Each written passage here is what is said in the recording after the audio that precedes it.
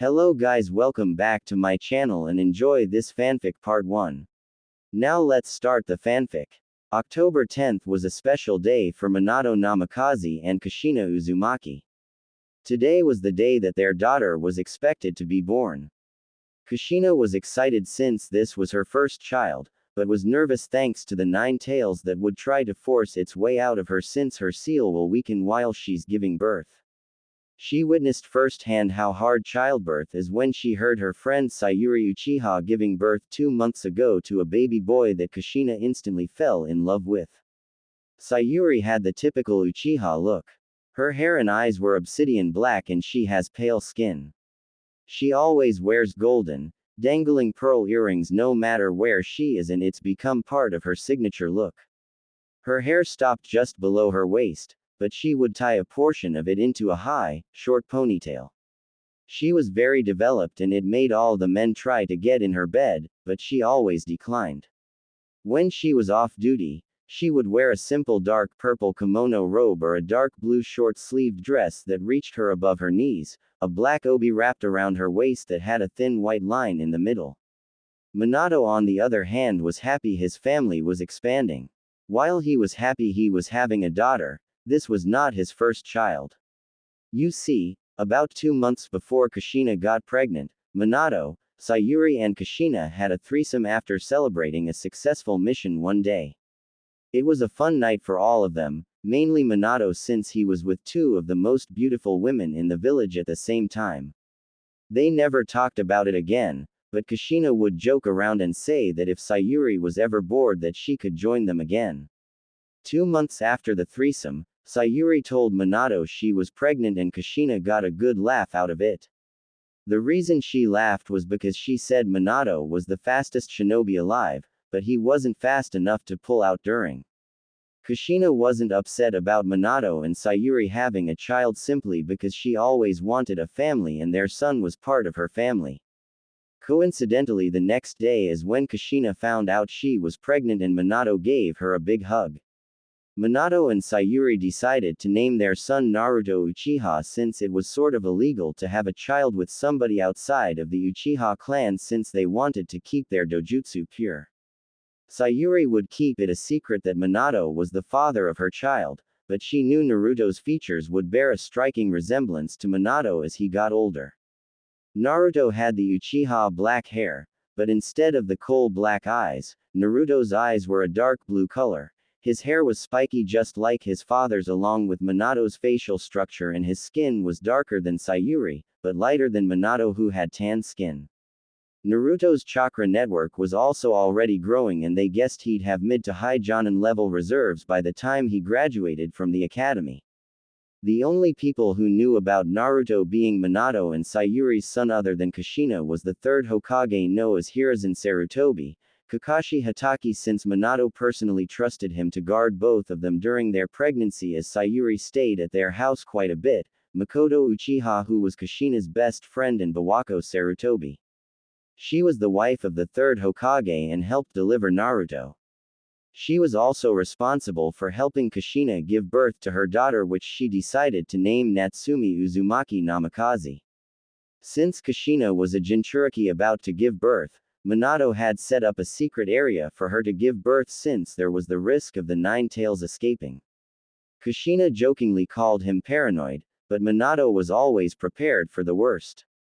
The location was secure to the point that only Minato, Kushina, 2 Anbu, Bawako and Hiruzen knew about it. The location was protected by many suppression seals for the 9 tails, as well as multiple barrier seals to keep anyone from entering. As everything was going on, Sayuri was sitting at her house with Makoto and Naruto when she just finished feeding.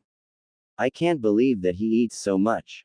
It's like I have to feed him every 5 minutes. Sayuri said. Well, his father does have quite the appetite. Maybe that's where he gets it from. Makoto said, and then Naruto let out a huge burp. Yup, he gets that from his father. Sayuri said and kissed Naruto's nose. I'd never thought I would see this. Sayuri Uchiha, who didn't want kids at all, is sitting here holding her own child. Makoto said, ha ha, I guess you're right, but I wouldn't trade this for anything. 9 months of carrying him and then nearly 2 days of labor. I just loved him since I first heard him cry and finally held him. That and I was there with Minato, who was a huge help when things started to get difficult for me once my stomach grew. Sayuri said. I know. 2 pregnant women stayed at his house and people wondered why he was always in the office. I still don't understand how you never fell for his charm. Makoto said. Don't get me wrong. Minato is a wonderful man, but I think me and him both knew it would never work between us. Yeah, what happened between us was a mistake, but that mistake gave me the greatest gift I could ever ask for. We'll never be together, but he and I will always be connected through Naruto. Sayuri said. You should try to find a boyfriend. You can't stay single forever. Makoto said. Please. The only reason men look at me is because of my S. I swear they might be as big as Lady Tsunade's thanks to them growing. Sayuri said. Nope. She's still got you beat. I was with you the last time you had to buy some bras.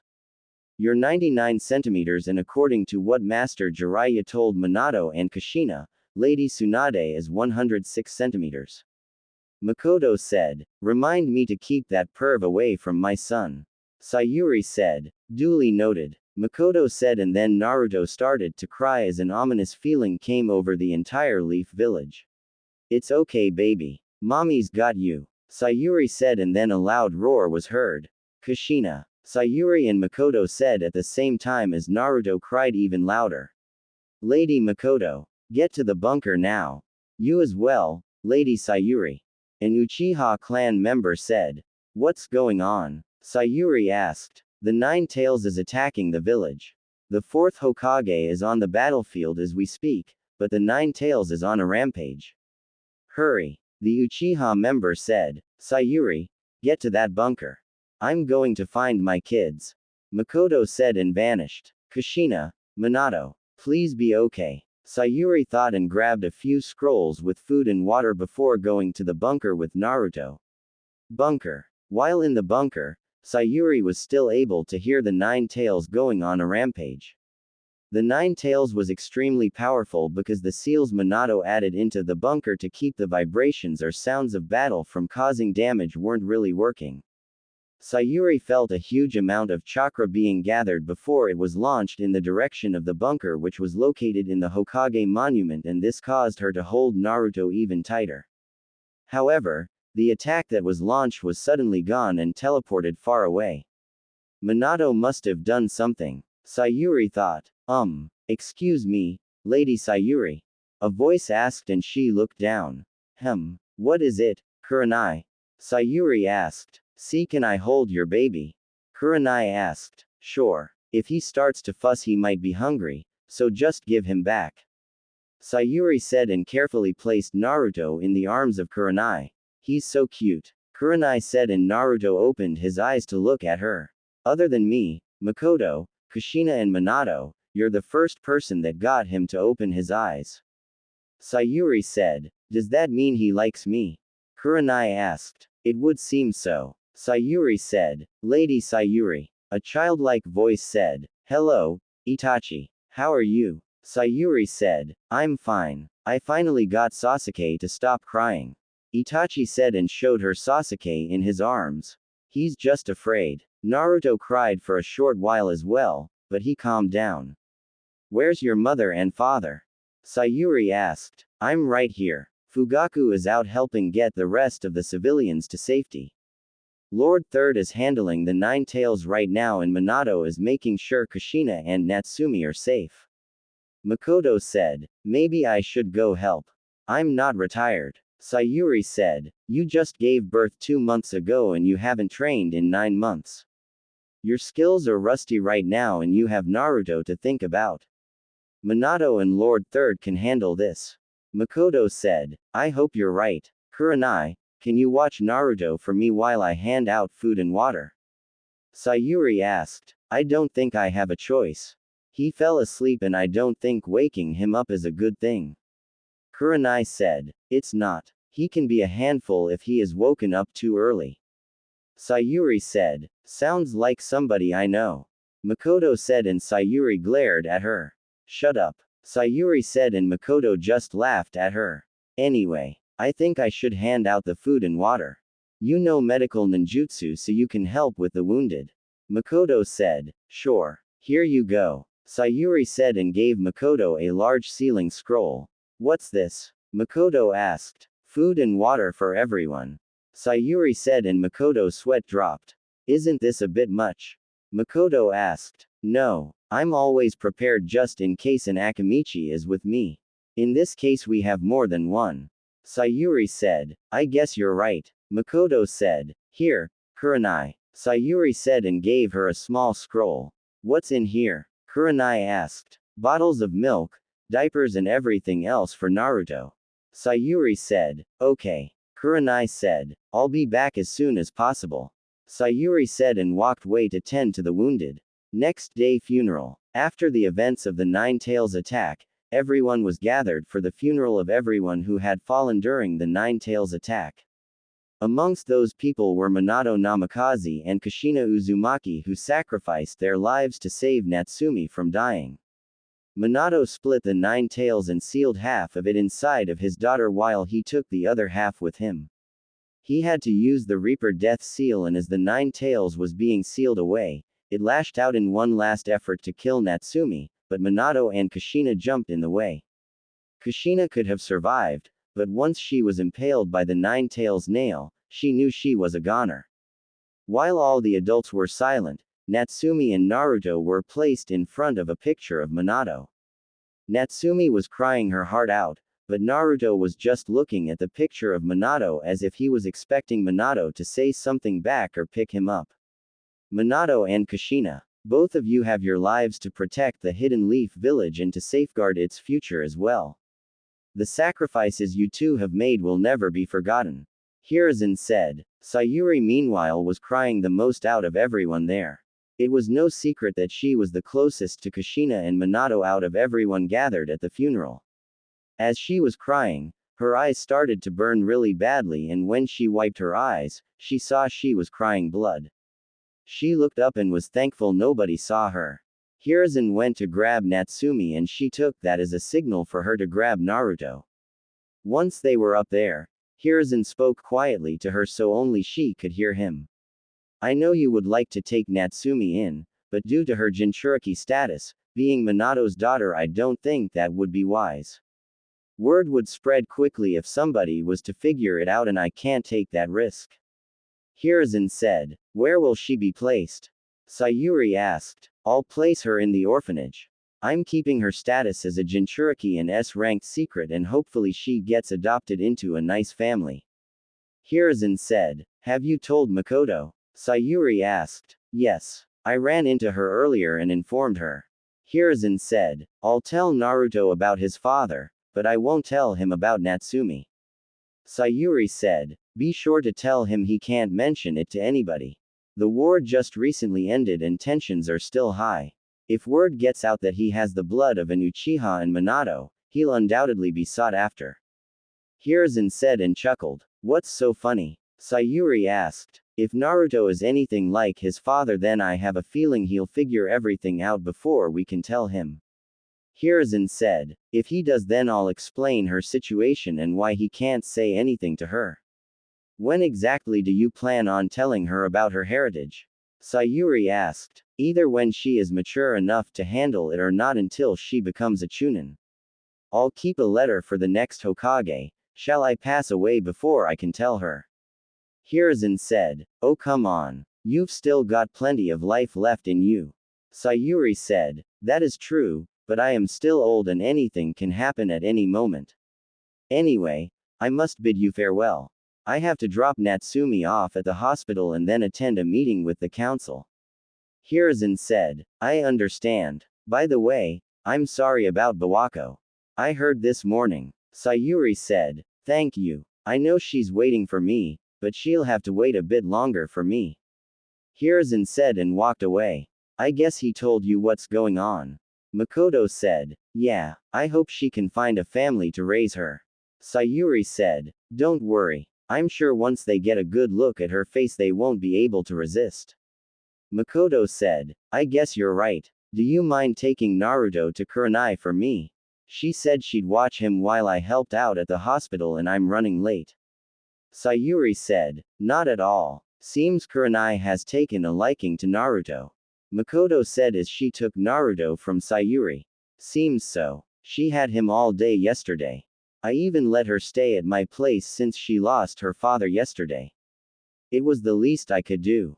Sayuri said and walked away. Makoto, whose child is this? Fugaku asked. This is Sayuri's son. Makoto said. I see. I was unaware of her having a child. Fugaku said. She found out she was pregnant and decided to stay with Kushina and Minato.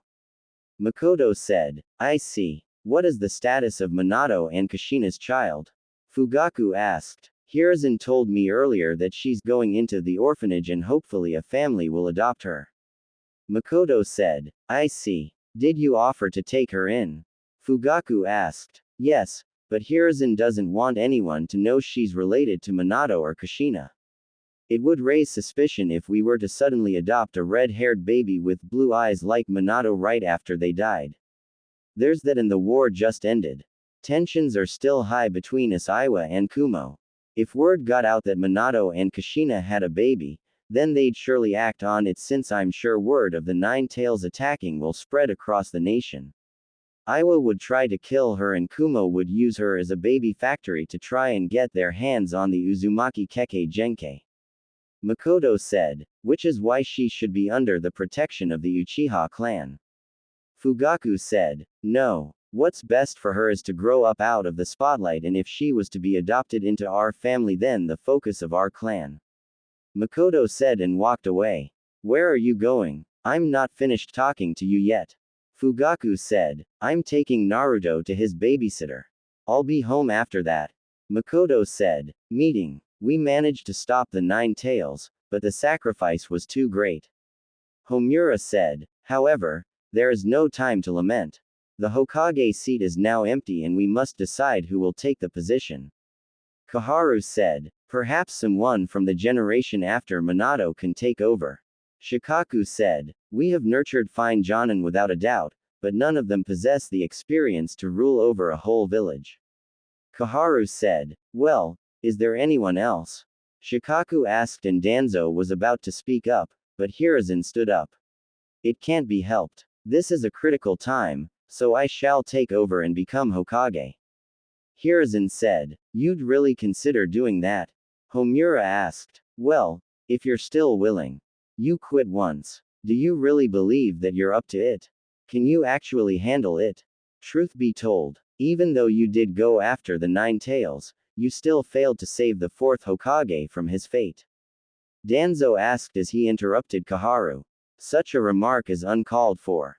Homura said, where were you during the battle against the Nine Tails? Koharu asked and Danzo grit his teeth, but Hiruzen just laughed. Please indulge this old man. Allow me to fill in as Hokage. Just for the time being. Until we can groom the next one. Hiruzen said and Danzo was even more pissed. Very well. Hiruzen will become Hokage once again.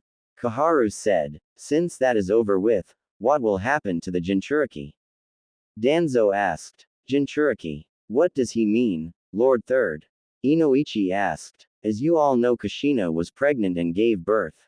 Her daughter is the Jinchuriki of the Nine Tails. Minato sacrificed his life to seal the beast away and save the village. Hiruzen said, will you allow me to adopt her into my clan? I was pretty good friends with Minato. Shikaku said, that cannot happen. The reason being is that she'd become a target for both Iwa and Kumo if she's adopted by a clan. Hiruzen said, then I propose you place her in my care. I will make sure she has the proper conditioning to live in the village and protect it like a Jinchuriki should. Danzo said, no, she will go into the orphanage and hopefully a nice family will adopt her. Also, news of her Jinchuriki status and heritage will be an S-ranked secret with a punishment of death. No harm is to come to her, that goes for civilians and clan members. Hiruzen said, what? All the clan heads yelled. You heard me. No harm is to come to Natsumi. Do not test me. Now, if any clan has an available medic, please send them to the hospital. Sayuri Uchiha is already there helping out and she could use the extra hand. Hiruzen said. Sayuri. Didn't she just give birth? Choza asked. Yes, but she isn't doing any physical training as of yet. Hiruzen said. Hospital next day. Sayuri was finished with her shift at the hospital and that's when she came across Natsumi sleeping in the room with other babies. She just looked at Natsumi who was unaware of the situation she was put in. The more she looked at Natsumi, the more she saw Kushina and it made her cry. She was unaware that Makoto walked up to her until she placed a hand on her shoulder. The more I look at her, the more I see Kushina. Sayuri said. Me too. I'm only here because after this I don't know when I'll see her again. Makoto said. What do you mean? I'm sure if she gets adopted then whoever adopts her will allow us to see her. Sayuri said. It's not that. The Uchiha clan is being relocated to the outskirts of the village. Makoto said. What? Why? Sayuri asked. Fugaku said that it was decided by the council that it's necessary for Konoha's reconstruction. Makoto said. This just screams Danzo is behind it. Sayuri said. I know, but with the way the village is right now we can't afford to seem selfish. Hopefully this will all go over smoothly for us and it won't escalate into anything further. Makoto said. Hopefully it doesn't. Well, I need to go and pick up Naruto. Sayuri said. He's with Kurenai again? Makoto asked. Yeah, she said she won't be on missions again for another month and didn't mind watching him. Apparently she's going to the orphanage and wants to take Naruto with her to see if she can get him started early on making friends.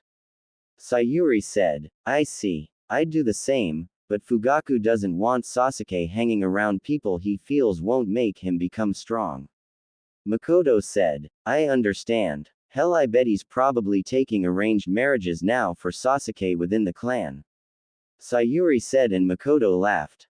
Please don't say that. Makoto said. I'm just saying. I'll stop by later with Naruto. Sayuri said and gave one last look at Natsumi before leaving. 5 years later. As time passed in the village, not everything was happy-go-lucky as it seemed from the outside and to people who weren't good at analyzing certain situations.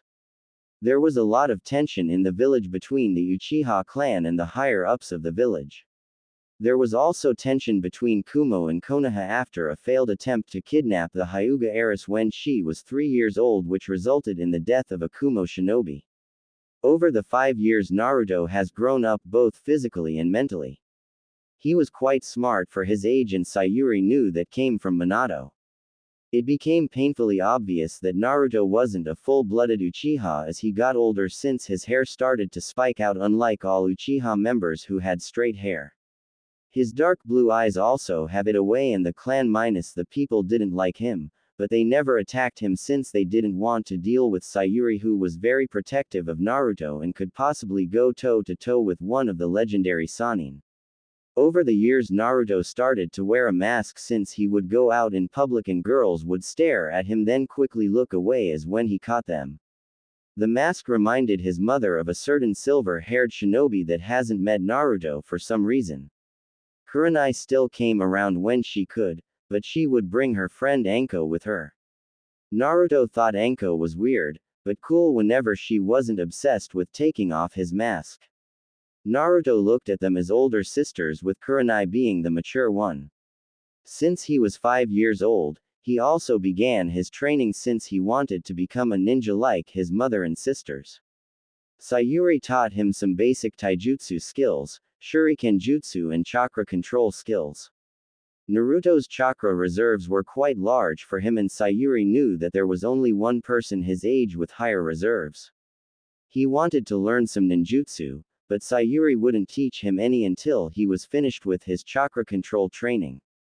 He was finished training for the day and his mom let him go to the Nine Tails festival. He was always asking to go, but his mom always said no to him, but something told her to let him go this year. She gave him some money to spend which he thought was a lot, but he didn't mind at all. He was walking around and of course he was mesmerized by everything that was going on, but something caught his attention. He saw a group of 6 civilians chase something into an alley followed by screams. His curiosity got the best of him, so he followed them into the alley only to get angry at what he saw. They were kicking, punching, stabbing and throwing whatever they could at a girl who looked no older than he did. Something told him he should stop them, and he did. He found 2 small pipes on the ground and jumped into action. He hit one of them in the back of his head as hard as he could and knocked him out. When the other civilians heard the man yell in pain before falling to the ground, they turned around and saw Naruto. "What are you doing? She's just a little girl." Naruto said. "This thing is no girl." A male civilian said. "She's a demon in human skin. She killed the 4th Hokage. We're finishing what Lord 4th started. Today is the day we get rid of this demon." The civilians turned back to start beating the girl again, but Naruto ran and stood in front of him, and then they started to back away with a scared look on their face. Naruto was standing there glaring at them, but his eyes were no longer dark blue. They were red with 1 tomo in each eye, and the civilians started to leave until one of them recognized Naruto's hair. "Hey, it's just the half-breed Uchiha. You're right. We can kill the demon and take out the half-breed for the Uchiha clan. Let's get him." The civilians went on to attack, but then a kunai landed in front of them. "I hope you weren't about to lay a finger on my little brother," Kurenai said, as she appeared. "It looks like they were, Kurenai. Maybe we should teach them a lesson. I mean, picking on 2 kids and one of them just so happens to be our little brother," Anko said, as she appeared and pulled out a kunai. "It's the snake whore and genjutsu mistress. Let's get out of here. You all won't be going anywhere," a voice said from behind them, and the civilians grew scared. "Lord 3rd, what are you doing here?" Kurenai asked. "I was looking for the little girl behind you. She's been missing from the orphanage for about a year now, and I've been looking for her ever since," Hiruzen said, as a group of Anbu appeared. "Do I get to play with these civilians?" Anko asked and had a creepy-looking grin on her face. "Yes. Anbu. Escort all these civilians to T&I. Anko and Ibiki have free rein to get whatever they can out of them before killing them," Hiruzen said. "Yes, sir," the Anbu said and took the civilians away. "Well, looks like I'm having fun tonight," Anko said and vanished. "I honestly can't with her sometimes," Kurenai said. "What's this on her stomach?" Naruto thought, as he saw something appear on her stomach before it went away. "Hey, wake up," Naruto said and shook the girl, who groaned a bit before waking up. "Who are you?" she asked. "Naruto Uchiha." "Who are you?" Naruto asked. "Natsumi Uzumaki." Natsumi said. "What did you do to make them beat you like that?" Naruto asked. "I didn't do anything. I was walking around and they started chasing me. It's been like this since I was kicked out of the orphanage," Natsumi said. "Natsumi, the orphanage told me you ran away a year ago," Hiruzen said, as he walked over to them. "Old man," Natsumi exclaimed, as she ran and gave him a hug. "Her wounds are already healed. What's going on?" Naruto thought. "Natsumi, why did the orphanage kick you out?" Kurenai asked. "They said that I was old enough to live on my own. I tried to find the old man, but the stupid old lady at the desk kept kicking me out. So, I've just been living on the streets and eating free ramen. The Ichirakus said that I don't have to pay, and I tell you that stuff is food for the gods," Natsumi said and had drool coming out of her mouth. "She looks almost exactly like Lady Kushina. Wait a second. Red hair, violet eyes and a ramen addiction. This is Lord 4th's daughter," Kurenai thought. "What happened to your parents?" Naruto asked. "Let's not get carried away with questions. Natsumi, I'd like for you to come with me.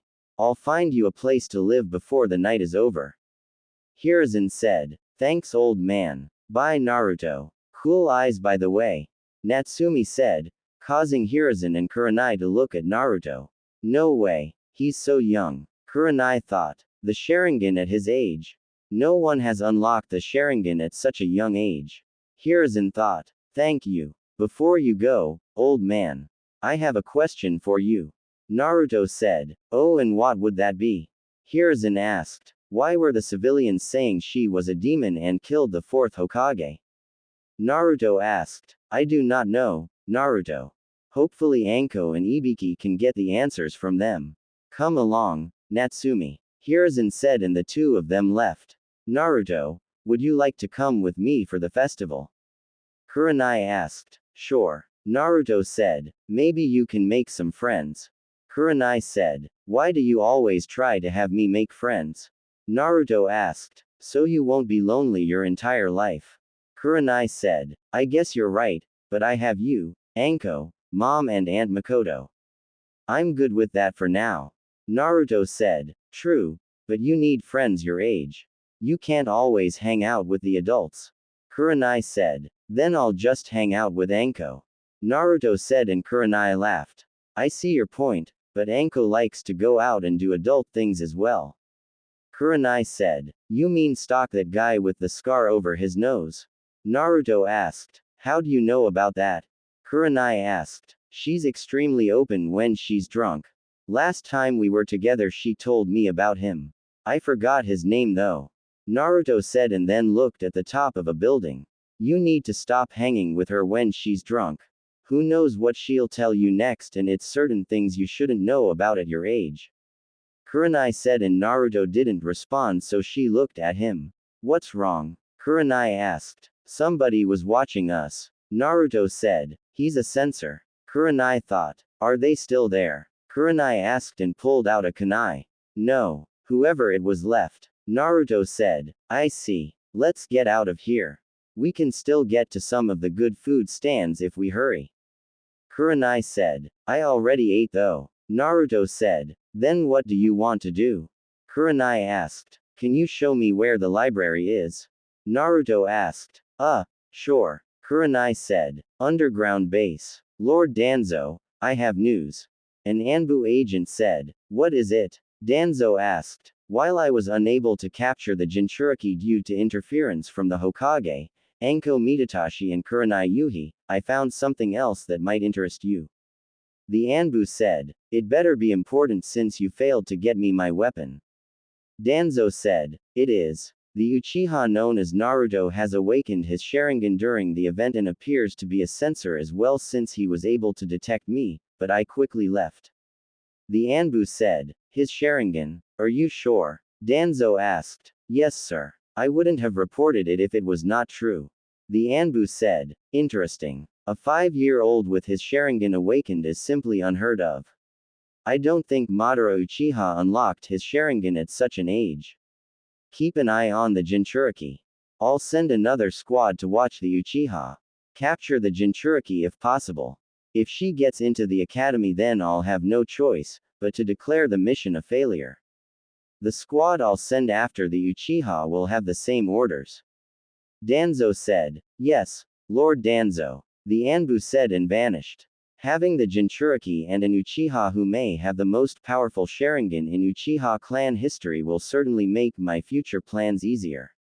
Danzo thought. Next day Hokage office. Naruto, why did you want me to bring you to the Hokage? Sayuri asked. Because I have some questions and whoever is in charge may have the answers. Naruto said. Why didn't you just ask me? Sayuri asked. Because it's something that I don't think you can answer. Naruto said and knocked on the door. Come in. A familiar voice said and they entered the office. You're the Hokage? Naruto asked with wide eyes and Hiruzen chuckled. Indeed I am. What can I do for you today? Hiruzen asked. He said he wanted some questions answered and he thinks you can answer them. Sayuri said. Okay then. Let's hear them. Hiruzen said. Do you know we're not alone in this office?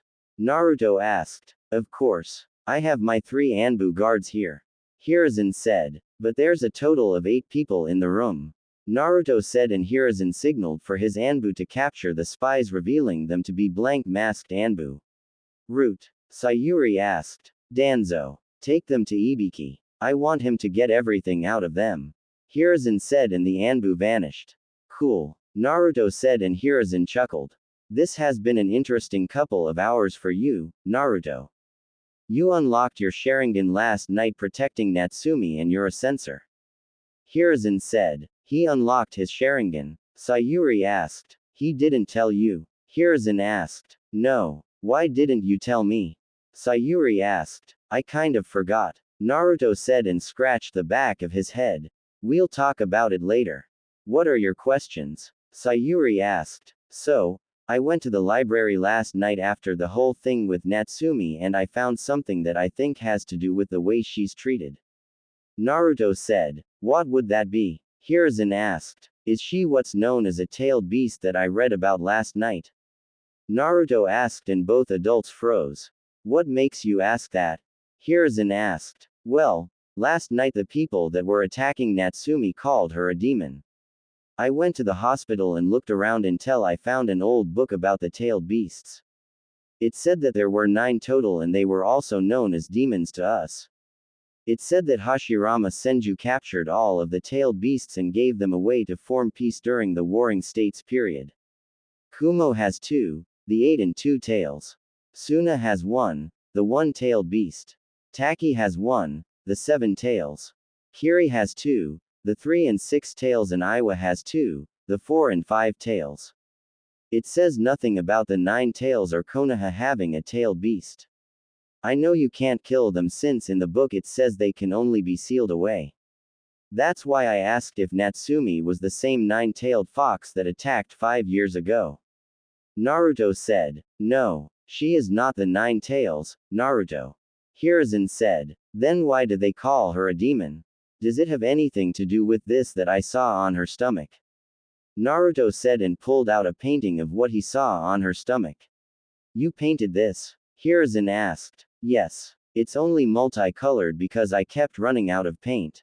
Naruto said. Aside from a few parts this is nearly perfect. Hiruzen thought. Is Natsumi somehow connected to the 9 tails? Naruto asked. You might as well tell him. He's so close to figuring it out. Sayuri said. Figuring out what? Naruto asked and Hiruzen sighed before sealing the room. Listen, Naruto. What I'm about to tell you is an S-ranked secret. Do you know what that means? Hiruzen asked. Yes. Naruto answered and Hiruzen nodded. Good. Now, Natsumi is connected to the 9 tails, but she's not the 9 tails itself. She is what's known as a Jinchuriki. Hiruzen said. What's that? Naruto asked. Jinchuriki are humans that have tailed beasts sealed within them. They exhibit extraordinary powers due to the immense chakra reserves they possess. Natsumi was born the day of the 9 tails attack in the 4th Hokage and has gave up his life to seal the 9 tails inside of her in order to save the village from being destroyed. She is what keeps the 9 tails from going on another rampage and keeps it locked away. Hiruzen said. So she's like a container and the 9 tails is like water inside of the container. Naruto said. In layman's terms, yes. Hiruzen said. If you crack a container of water the water leaks out until it leaks all the way out. Don't they know that if they keep treating her like that they risk the 9 tails escaping?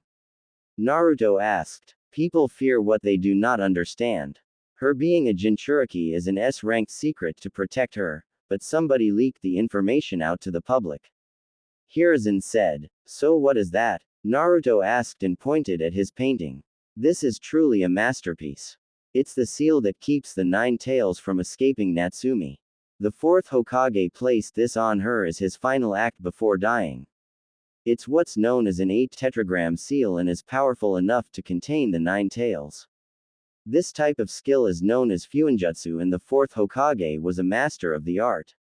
You seem to have skill in that department as well if you were able to paint a near replica of this and you've only seen the seal once.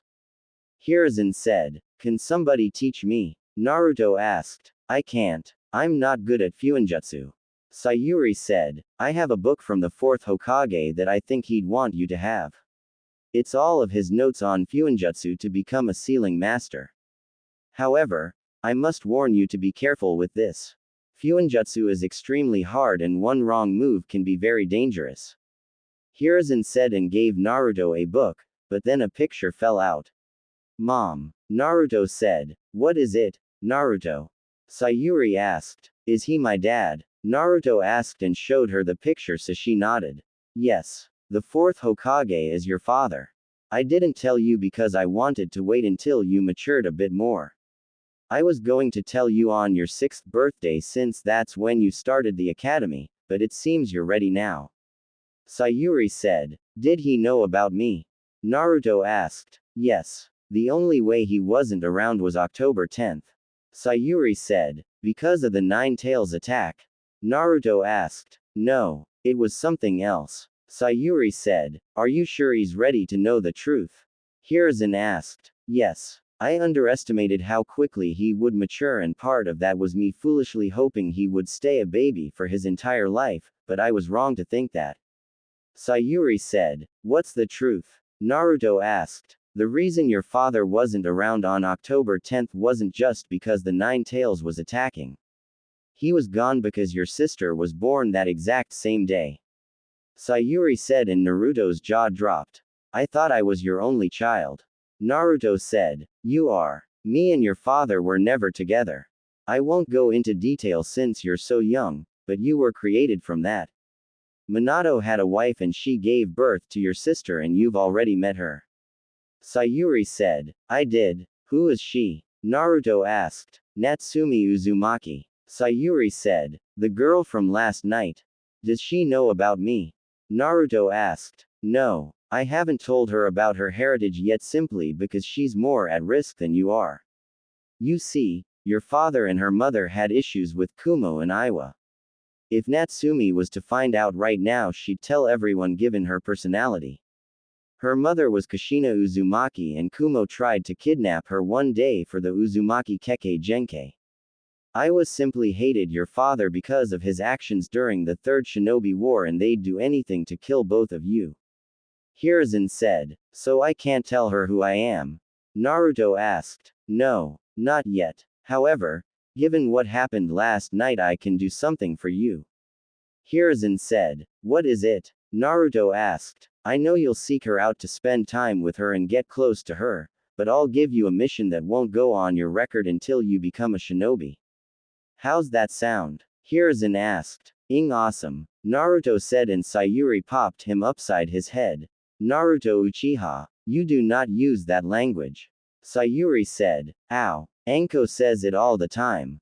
How come she can say it, but I can't? Naruto asked. Because she's an adult. Sayuri said. Fine. Sorry, old man. Naruto said, and Hiruzen chuckled. It's quite alright. Now, this will be an S-rank mission due to her status as a Jinchuriki. Your mission will start when you've advanced in your training. You will help a squad of Anbu protect her during the day, while at night I'll have a different squad watching her. Hiruzen said. Are you sure about this, Lord Hokage? What about him? Won't he go after Natsumi as well? Sayuri asked. Yes. I can already tell within 2 years Naruto will be stronger than some genin. As for him, he'll attack at night, but I have Kat and her squad guarding her at night. Naruto will just deal with civilians and some ninja that are genin or chunin. It will be easier for me to protect her during the academy as well, since I have a feeling that the teachers and students will try to sabotage her. Sarutobi said. Then if that's the case, why not fire them and get new teachers? Sayuri asked. Because the academy somehow fell into the hands of the civilian council, and I'm still trying to find a way to take it back. I can only get involved if something is reported directly to me, and that's where Naruto comes in at. If you see any kind of sabotage going on, report it to me. Hiruzen said. Permission to beat them up? Naruto asked. Only if you deem it necessary. Hiruzen said. Good. Naruto said. That means if they attack her first, young man. Sayuri said. Remember, Naruto, you can't say a word to Natsumi about any of this. Hiruzen said. I know. Naruto said. Also, when you graduate from the academy, I'll have a surprise for you. It's something your father left behind for you. I don't know what it is since it's sealed in a scroll that will only open with your blood. Hiruzen said. That Minato. Always thinking ahead. Sayuri said. Well, that will be all. I must go to a council meeting. Hiruzen said. Come on, Naruto. It's still early enough for you to get a couple of hours of training done. Sayuri said. Okay. Bye, old man. Naruto said as they left the room. Sayuri house. Okay. Since you've unlocked the Sharingan, training will be different. Sayuri said. Different how? Naruto asked. I'm going to teach you about the Sharingan. What you have right now is the basic level of the Sharingan, but unlocking it at your age is simply unheard of. Your one Tomo Sharingan gives you the instant ability to analyze things. It allows you to copy jutsu, imitate movements and have faster perception. Sayuri said. So it's kind of like a defensive tool right now? Naruto asked. Exactly. The next step is the 2 Tomo Sharingan. It's the same as the 1 Tomo Sharingan, but you get slightly enhanced vision that will allow you to see your opponent's moves slightly in advance. The third is when you have 3 Tomo in your Sharingan, and that's when it's fully matured. This version of the Sharingan enhances your vision to the max, allowing you to see your opponent's moves in advance so you can counter before they attack you. This version also gives you access to some Sharingan Genjutsu as well. Sayuri said. I get that and everything, but that seems pretty basic when you explain it like that. I was expecting more and I already see a weakness in the Sharingan. Naruto said. What would that weakness be? Sayuri asked. Well, what if you fight somebody that doesn't really have a set movement for their attack? I think even the Sharingan would have a difficult time reading and predicting the attack. Naruto said. That's good. I should also warn you about reaction timing. Just because the Sharingan can see and predict movements, doesn't mean you'll be able to counter in time. Your Sharingan will essentially slow their movements down, but if your body isn't conditioned enough, then you won't be able to dodge. Sayuri said. So will you be training me in speed as well? Naruto asked. I want you to be an all-around ninja. Most in the Uchiha clan unlock their Sharingan and focus solely on their Sharingan. I'll teach you every aspect of being a ninja. Genjutsu, ninjutsu, taijutsu, kenjutsu and some medical ninjutsu. When you graduate from the academy, I want you to be a mid-chunin level shinobi. I know you can be stronger than that, but taking a break to give your body a chance to fully recover is a good thing and is essential to your growth. Sayuri said. This is going to, isn't it? Naruto asked. Of course it is, but I'm sure you can handle it. Now, come here so I can place some seals on you. Sayuri said. What kind of seals? Naruto asked. These are resistance seals. They make it harder for you to move and they don't stunt your growth like weights would at your age. Basically, it feels like the gravity is increasing around you a bit. Sayuri said as she placed the seals on Naruto. Cool. Naruto said, as he felt it hard to move. Should I tell him about that? I think he can handle it. I hope I'm not wrong about this. Sayuri thought. Naruto, there's something else I need to tell you about the Sharingan.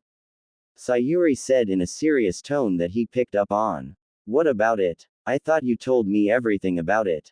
Naruto said. No. The last thing I need to tell you about is the 4th stage of the Sharingan. It's known as the Mangekyo Sharingan and is extremely powerful. Sayuri said and activated her Mangekyo Sharingan, which was in the form of a 3-leaf clover, Naori Uchiha Mangekyo. Picture on profile. What does it do? Naruto asked. This version of the Sharingan gives you your own unique abilities, and as you can see, it changes the look of the Sharingan to a unique pattern. The drawback of the Mangekyo Sharingan is that you go blind the more you use it. Sayuri said. Then what's the point of getting it? You gain immense power, but lose your vision. How do you even awaken it? Naruto asked. According to the Uchiha stone tablet, you must kill your best friend. Sayuri said. Did you kill your best friend? Naruto asked. Indirectly. I could have possibly saved Kushina had I gone to see her give birth to Natsumi, but I declined. Sayuri said. The cost of this Mangekyo is losing your vision and your best friend. It's not worth it in the end. Naruto said. I hope you never have to experience that kind of pain, but since you'll become a shinobi, I don't think it's unavoidable. Sayuri said. I'll try my best to keep that from happening. Naruto said. Good. Just be careful if it does happen. Sayuri said. So what does your Mangekyo Sharingan do? Naruto asked. I have an ability in my right eye known as time skip. I can freeze time for a fifth of a second, but I'm able to move around freely in that small time frame. If I use this ability enough, I can store the time I've skipped to create a separate space so I won't get touched. Sayuri said. That's so cool. Naruto said. It is. My second ability is from my left eye called Amaterasu, and I have the ability to control the shape of my flames. Sayuri said. Wow. Naruto said. Enough about my abilities. Let's start training. Sayuri said and started to cough heavily. Mom, are you okay? Naruto asked. I'm fine. It's just a cough. I want you to start by giving me 15 laps around the backyard. After that we'll work on your kunai and shuriken skills. Sayuri said. Okay. Naruto said. 2 years have passed since Naruto awakened his Sharingan, learned about his father and learned about Natsumi being his sister as well as a Jinchuriki. His training started off good, but then it slowed down as Sayuri's illness got even worse. She tried her hardest to keep it from him, but as time wore on, it became more obvious. He often would stay by her side all day to take care of her and miss school, but he didn't care since his mother came first. Sayuri knew she was on borrowed time and tried to stay strong, but she was losing strength every day. Naruto nearly missed his entire year of school as he refused to leave his mother's side. It took Kurenai and Anko saying they'd watch her for him in order to get him to go back to school.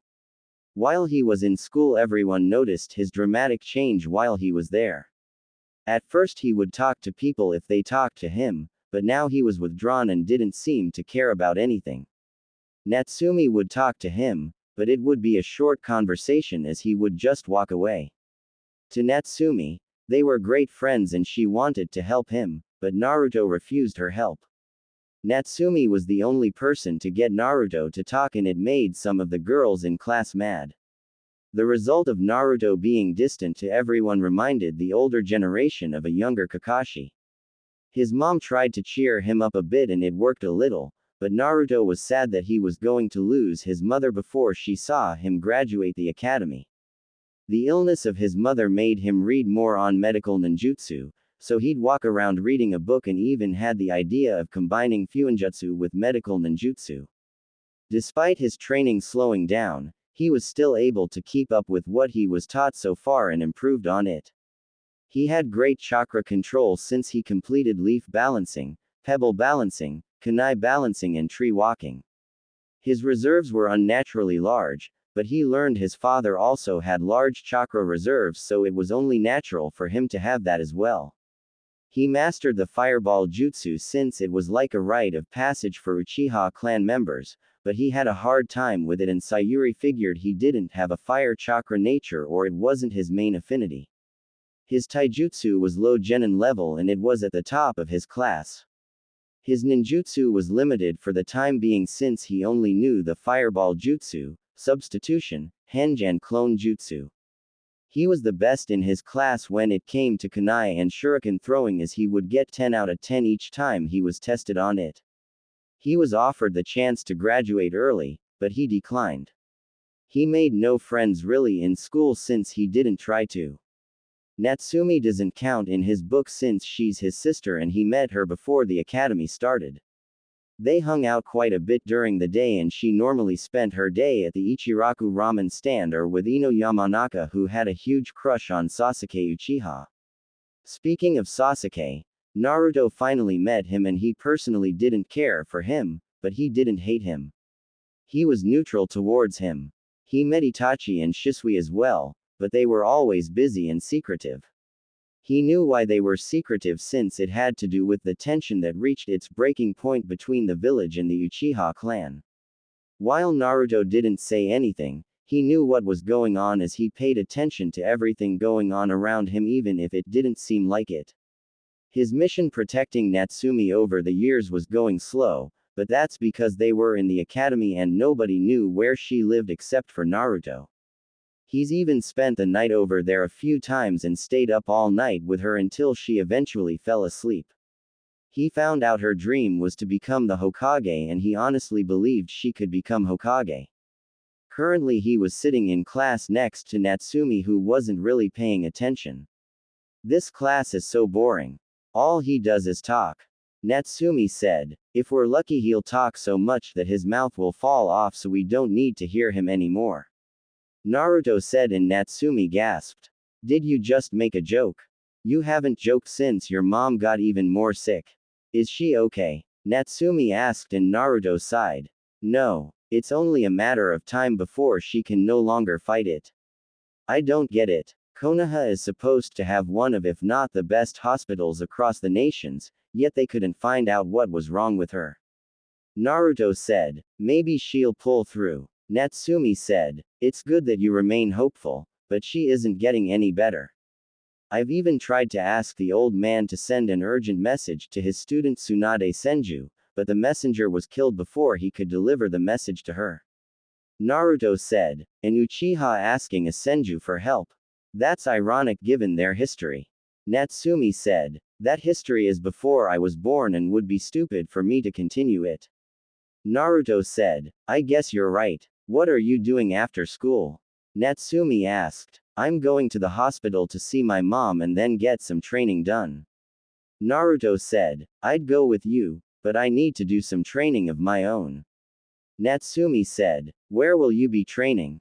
Naruto asked. Why? Are you trying to steal some of my awesome ninja moves?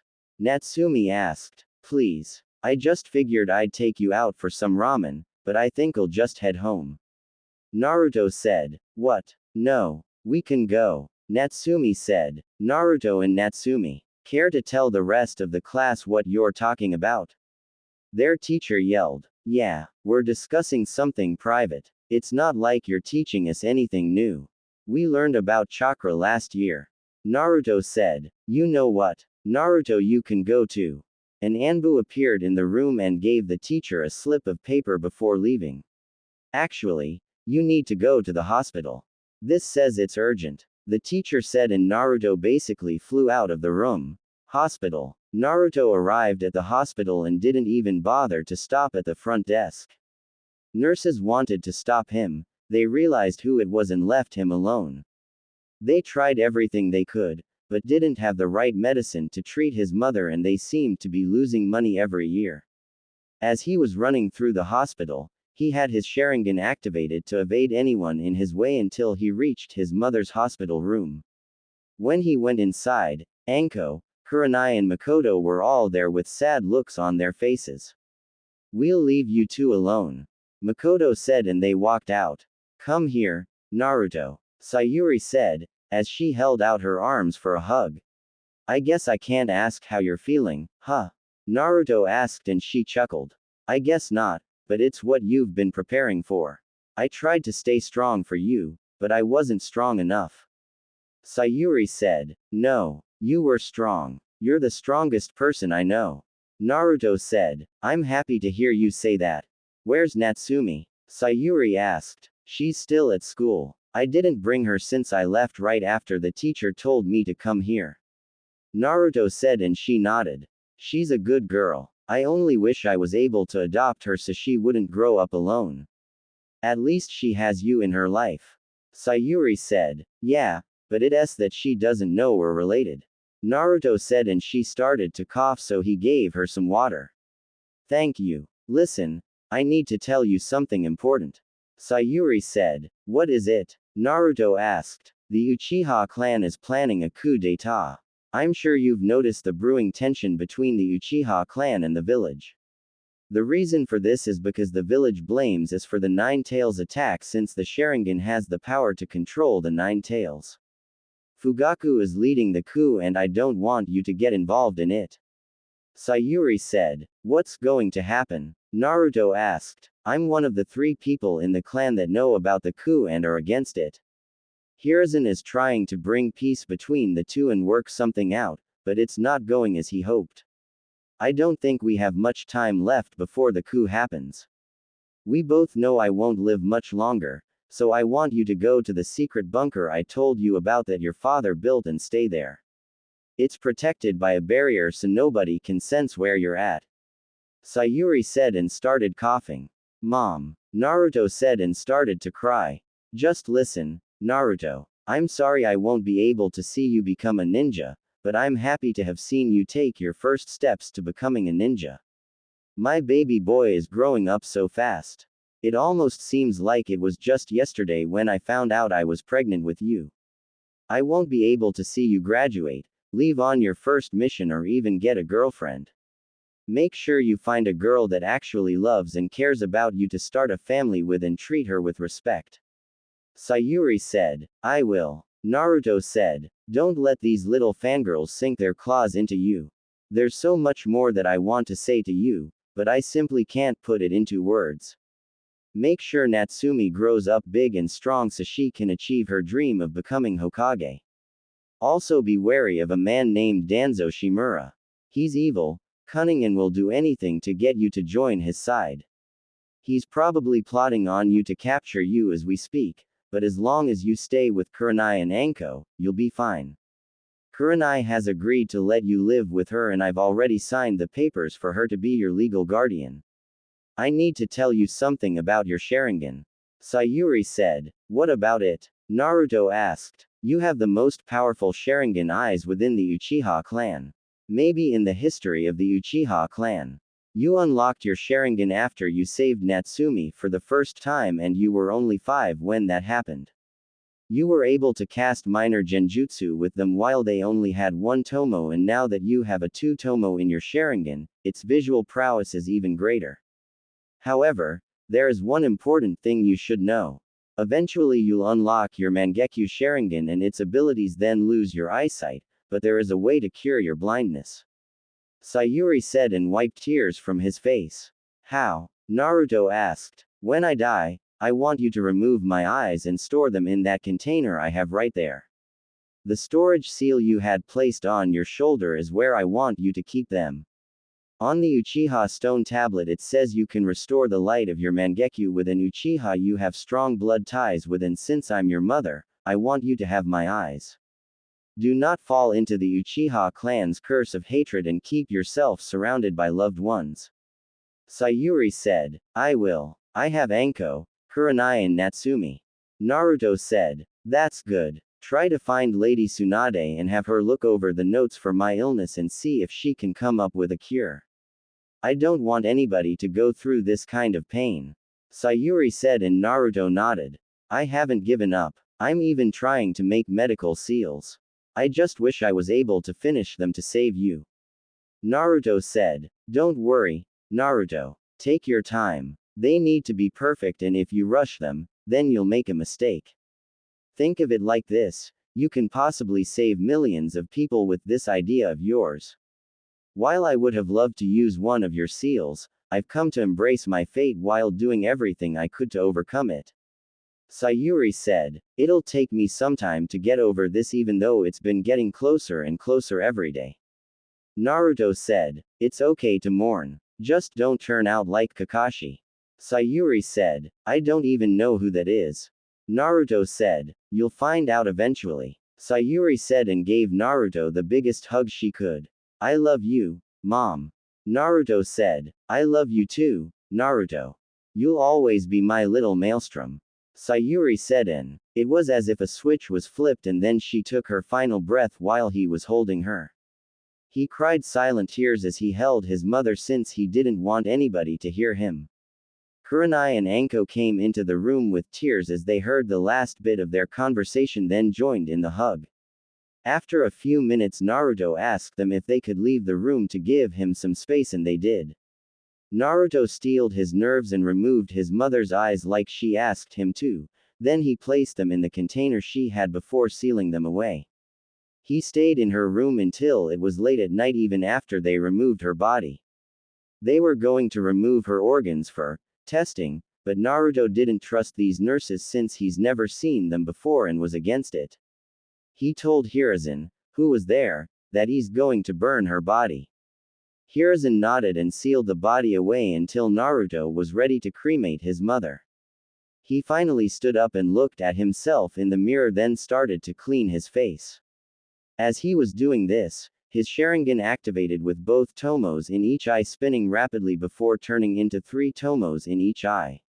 However, his Sharingan kept spinning before it turned into his own Mangekyo Sharingan. Image on profile. One last gift, I guess. Naruto said and walked out of the hospital. Hokage Monument. Naruto left the hospital and went to the Hokage Monument just to clear his mind. He could have gone back to class, but he opted not to and had Kurenai tell his teacher that he wouldn't be returning. He didn't know how much time had passed, but the sun was starting to set, so he would be leaving. As he was about to leave, he heard someone walking up on him, but he didn't bother to turn around. Naruto Uchiha. The person said, "What do you want?" Naruto asked. Straight to the point. "My name is Danzo Shimura and I have an offer I'm sure you'd like to hear." Danzo said, "So this is the guy Mom told me about. Most likely he wants the Sharingan on his side." Naruto thought. Not interested. Naruto said, "Just hear me out. I mean no harm." Danzo said, "If you didn't mean any harm, then you wouldn't have come with backup." Naruto said, "He's able to detect my Anbu." Danzo thought and gave a slight signal for them to be ready. "They are just my bodyguards." Danzo said, "You have 30 people hiding. That's not bodyguards. Not even the Hokage walks around with that much protection, and I highly doubt you're more important than he is in the village. You came here to take me by force if I didn't listen to your offer. I know what you want and my answer is still no." Naruto said, "Perhaps you should reconsider. Join me and I can make you as powerful as you'd like. We can build a village together that is unstoppable.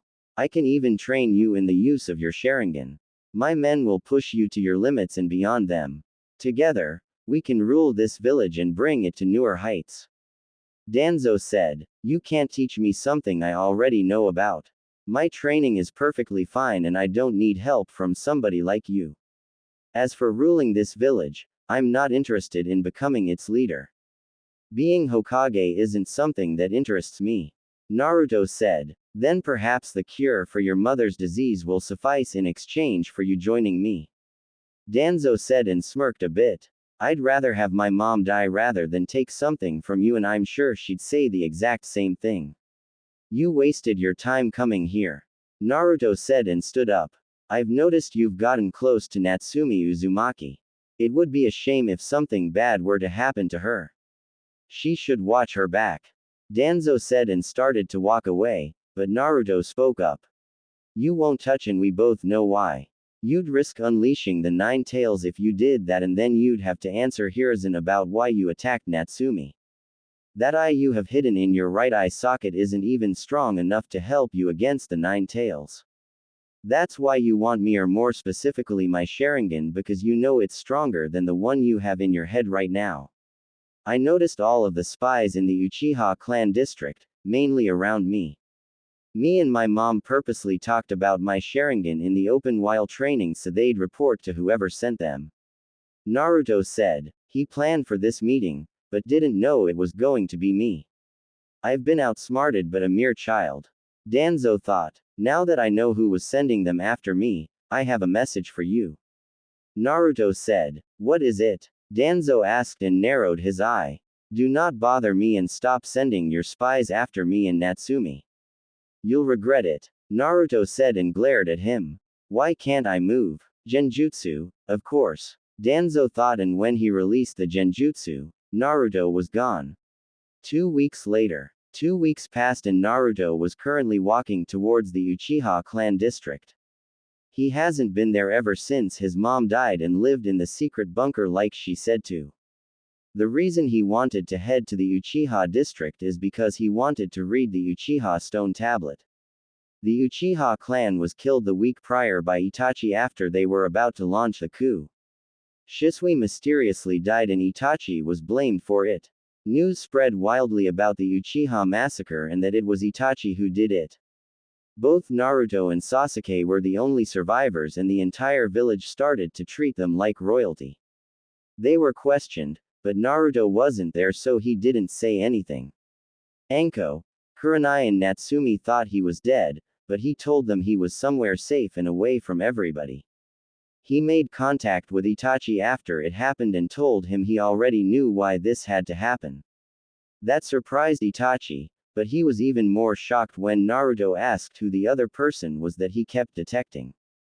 The person he was feeling would appear in one area, but then he would be in a completely different section of the district. Itachi only told him to watch after Sasuke for him before he suddenly left, and Naruto told him that he's not a babysitter. Naruto made it to the Naka shrine and went underneath it to start reading the tablet. At first he wasn't sure if he should read it, but something came over him and made him read it. So far all he read was the warnings about the Sharingan and the misfortune it could bring, which he figured it was the curse of hatred his mom told him about. He also came by the techniques of the Mangekyo Sharingan and carefully read them. Amaterasu was an ability that produced black flames that would not stop burning until the target was completely incinerated. The flames cannot be extinguished with water, the passage of time, or any other normal methods, and only the user can put the flames out. Tsukuyomi was a genjutsu that inflicted real pain, and the genjutsu lasted for 3 days inside, but on the outside only 3 seconds would have passed. It also said that only another Mangekyo user can break the Tsukuyomi, and you need to make eye contact in order to make the jutsu work. Susanoo is a gigantic humanoid avatar made of the user's chakra that surrounds them and fights on their behalf. It is an extension of the user's will and has multiple stages before it's complete. Kamui, a space-time ninjutsu that allows the user to transfer objects to and from another dimension. It creates a spiraling void and distorts their form as they're traveling between dimensions. Koto Amatsukami, an extremely powerful genjutsu that completely manipulates someone's thoughts. The victim believes that they are doing what they are doing by their own will. Kagutsuchi, a technique that allows the user to shape the black flames of Amaterasu, allowing the user to manipulate them at will. While Naruto was reading the techniques, he noticed his mother's time skip ability wasn't there, and he figured that it was a secret ability that was never unlocked before. He read about the consequences of using the Mangekyo Sharingan, and something caught his eye that didn't make sense. It says the only way to unlock the Mangekyo Sharingan was to kill your best friend. He didn't kill his best friend, and neither did his mom. That information was false, and he wondered why that was written there. He read something else about a god seeking stability was divided into yin and yang, but when these two came together you obtain all things in creation. He thought about that for a while, and the only thing he could think of was the Sage of Six Paths, but nobody actually has any legit information on him. It talked about having the power to control the tailed beasts, but he doubted he'd ever want to do that. It also said that when someone who possesses the power of samsara approaches the moon, an eye will open that is reflected on the moon to grant the eternal dream. It mentioned something about an infinite Tsukuyomi and that it's the only way to save the Uchiha clan. He couldn't read anything else, but used his brain to guess that the infinite Tsukuyomi was nothing more than a more advanced version of the Tsukuyomi. If that was the case, he wondered how a genjutsu was supposed to save the Uchiha clan. This tablet doesn't make any sense. Naruto said and left. Academy next day. Class was going on as usual, and Natsumi was sad again since Naruto still hasn't come to class. Without him there to defend her, her grades were slipping and she fell from top 10 to the middle of the class. Their teacher was in the middle of the lesson when the door slid open, revealing Naruto reading a medical ninjutsu book. Naruto, you're 3 hours late. Last week was an exception for your absence, but I can't allow it today. Why are you late? The teacher asked. Funny story actually. I was walking to school and on my way here the Inuzuka dogs were trying to kill a black cat, so I had to take the long way around. Naruto said, and the teacher just banged his head in the chalkboard. Great. He's just like Kakashi. The teacher thought. Does he really expect anybody to believe that? Natsumi thought. Sasuke thought. I'm glad Naruto made it to class. Hinata thought. Just go sit down. The teacher said. Sure. Naruto said and sat in his seat. Why are you late? Natsumi asked. I just told you why. Naruto said. Whatever. Listen, I've got an extra room in my place if you need to use it. Natsumi said. Thanks for the offer, but I'll have to pass. My sister is letting me stay in her place. Naruto said. I didn't know you had a sister. Natsumi said. You also don't know that you have a brother. Naruto thought. She's not really my sister, but she's been watching me ever since I was born. You haven't met her yet because she's always out on missions since she wants to become a Jonin. Naruto said. Then I can't wait to meet her. Natsumi said. I'm sure you can't. Naruto said. Have you been training at all these past 2 weeks? Natsumi asked. Yeah, but I've mainly been working on my speed and taijutsu. Naruto said. I bet I can kick your. Natsumi said. You'd lose that bet. Naruto said. Whatever. Want to grab some ramen after school? Natsumi asked. I have to make a stop, but I'll meet you there. Naruto said. Yes. I'll finally reclaim my crown for most ramen bowls eaten. Believe it. Natsumi said. Right. Naruto said. Take your mask off while you eat. It's weird seeing you seemingly stuck food through the mask. How do you do that anyway? Natsumi asked. If I told you then it wouldn't be funny to look at your face trying to figure it out. Naruto said. Why do you wear a mask anyway? Are you ugly? Natsumi asked. No, I have my reasons, but until certain requirements are met, I can't show my face to people. My father was a very powerful man, and if I take my mask off, you'd be able to tell who my father is right away. Even though he's dead, his enemies would still come after me, and I'm not strong enough to face them. Naruto said. I see. Well, hopefully when you get stronger you can show me your face. Natsumi said. How about this? When I'm able to handle a Jonin level ninja, I'll stop wearing my mask. Does that sound fair? Naruto asked. Yup. Natsumi said. So, how's everything been since I've been gone? Naruto asked. Horrible. I fell from the top 10 in class to the middle. I don't understand it. I know I got everything right and I haven't missed a day. I just don't get it. Natsumi said. I see. Well, now that I'm back I'll help you out. Naruto said. Thank you. Natsumi said. Alright, students. Today we're going to learn about why ninja usually travel in groups. The teacher said and everyone groaned. Can I be excused? Naruto asked. You were 3 hours late and you want to be excused. Where do you have to go? The teacher asked. Anywhere that's better than here. This crap is boring and you know it. Naruto said. No. If they have to learn it then so do you. Now, pay attention. The teacher said and an Anbu appeared. Sorry for the interruption. Naruto Uchiha, Lord Hokage would like to have a word with you. The Anbu said and vanished. Fine. Naruto, you're excused. The teacher said. Wow. Talk about perfect timing. I'll see you at Ichiraku's later. Naruto said and left. Okay. Natsumi said. Wow, Natsumi. You've got another date with Naruto. Ino said. It's not a date. Besides, he's like a brother to me if anything. Natsumi said. Then why does he only hang out with you? Ino asked. I don't know. You'd have to ask him. Why? Do you like him? Natsumi asked. Please. Why would I want Naruto if I have Sasuke for myself? Ino asked. Excuse me. Sasuke is mine, pig. Sakura said. What was that forehead? Ino asked. Give me a break. Natsumi thought and sat next to Hinata. Hi, Hinata. Natsumi said. Oh. Hi, Natsumi. Hinata said. You know, if you stop stuttering so much and gain some confidence, Naruto might start to notice you. Natsumi said and Hinata turned red. What do you mean? Hinata asked. We all know you like him. Natsumi said. No. You've got it wrong. Hinata said. Sure I do. Natsumi said. Hokage office. You called for me, old man. Naruto asked. I did. Care to explain where you've been for the past 2 weeks? Hiruzen asked. I was in a secret bunker my father had. Naruto said. Where exactly is this bunker located? Hiruzen asked. If I told you it wouldn't be much of a secret. Besides, only me and Natsumi can get inside of it. Naruto said. Of course Minato would set it up like that.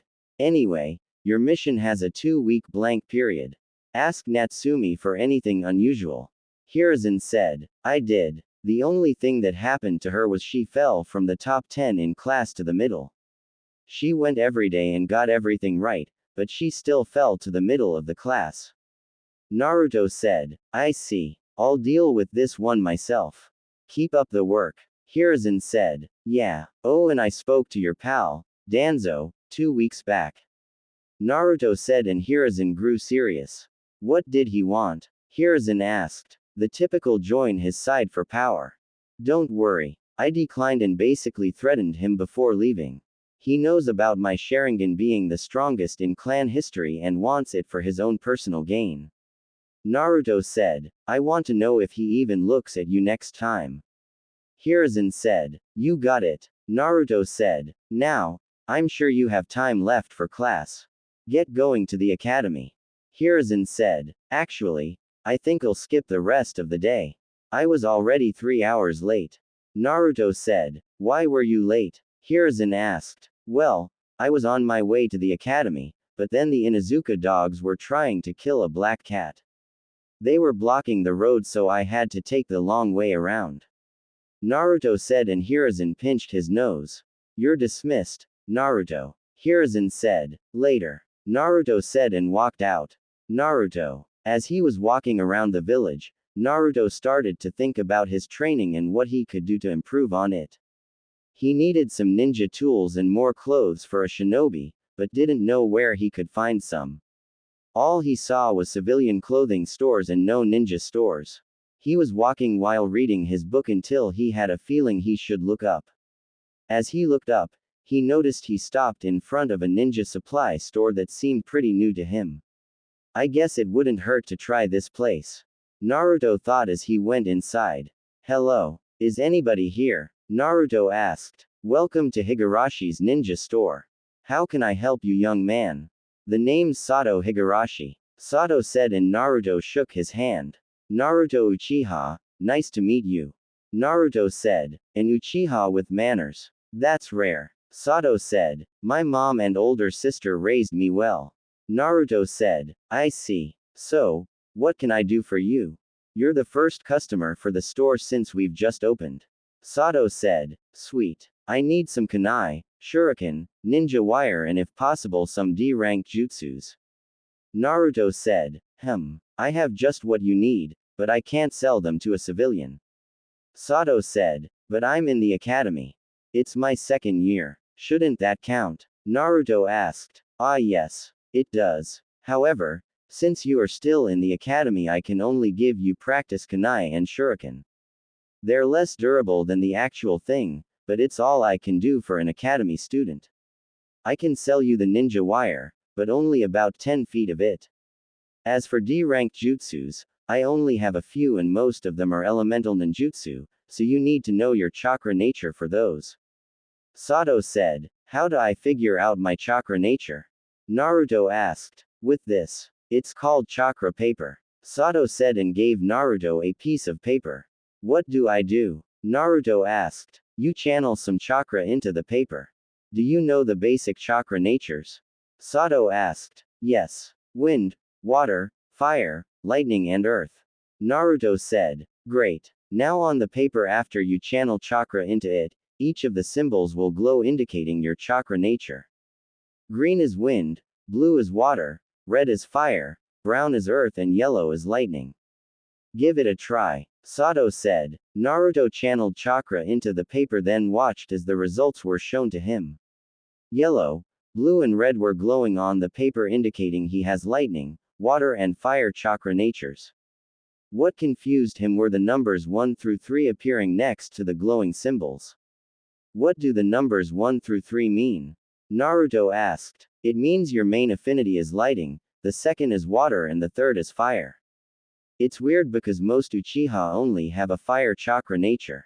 Sato said. Then that's why it was a bit difficult for me to learn the fireball jutsu. Not only is fire not my main affinity, but my water affinity must be stronger than the fire affinity. Naruto said. Precisely. Now, I'll gather everything you need and you can have a look around. Sato said. Naruto nodded and walked around the store looking at everything he had. Multiple different kinds of weapons, and some of them he never even saw before. Like he saw fans, but never saw why somebody needed a fan. He found different books on Konoha history, books on weapon forgery and clothes that were meant for ninja, but he didn't think any of them would fit for him.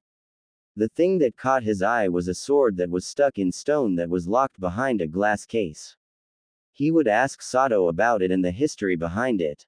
He went back to the front of the store to pay. Did you find anything else you needed? Sato asked. Just some books on Konoha history, but I learn enough of that in the academy.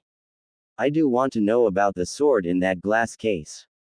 Naruto said. Ah, that sword was forged by a good friend of mine 7 years ago.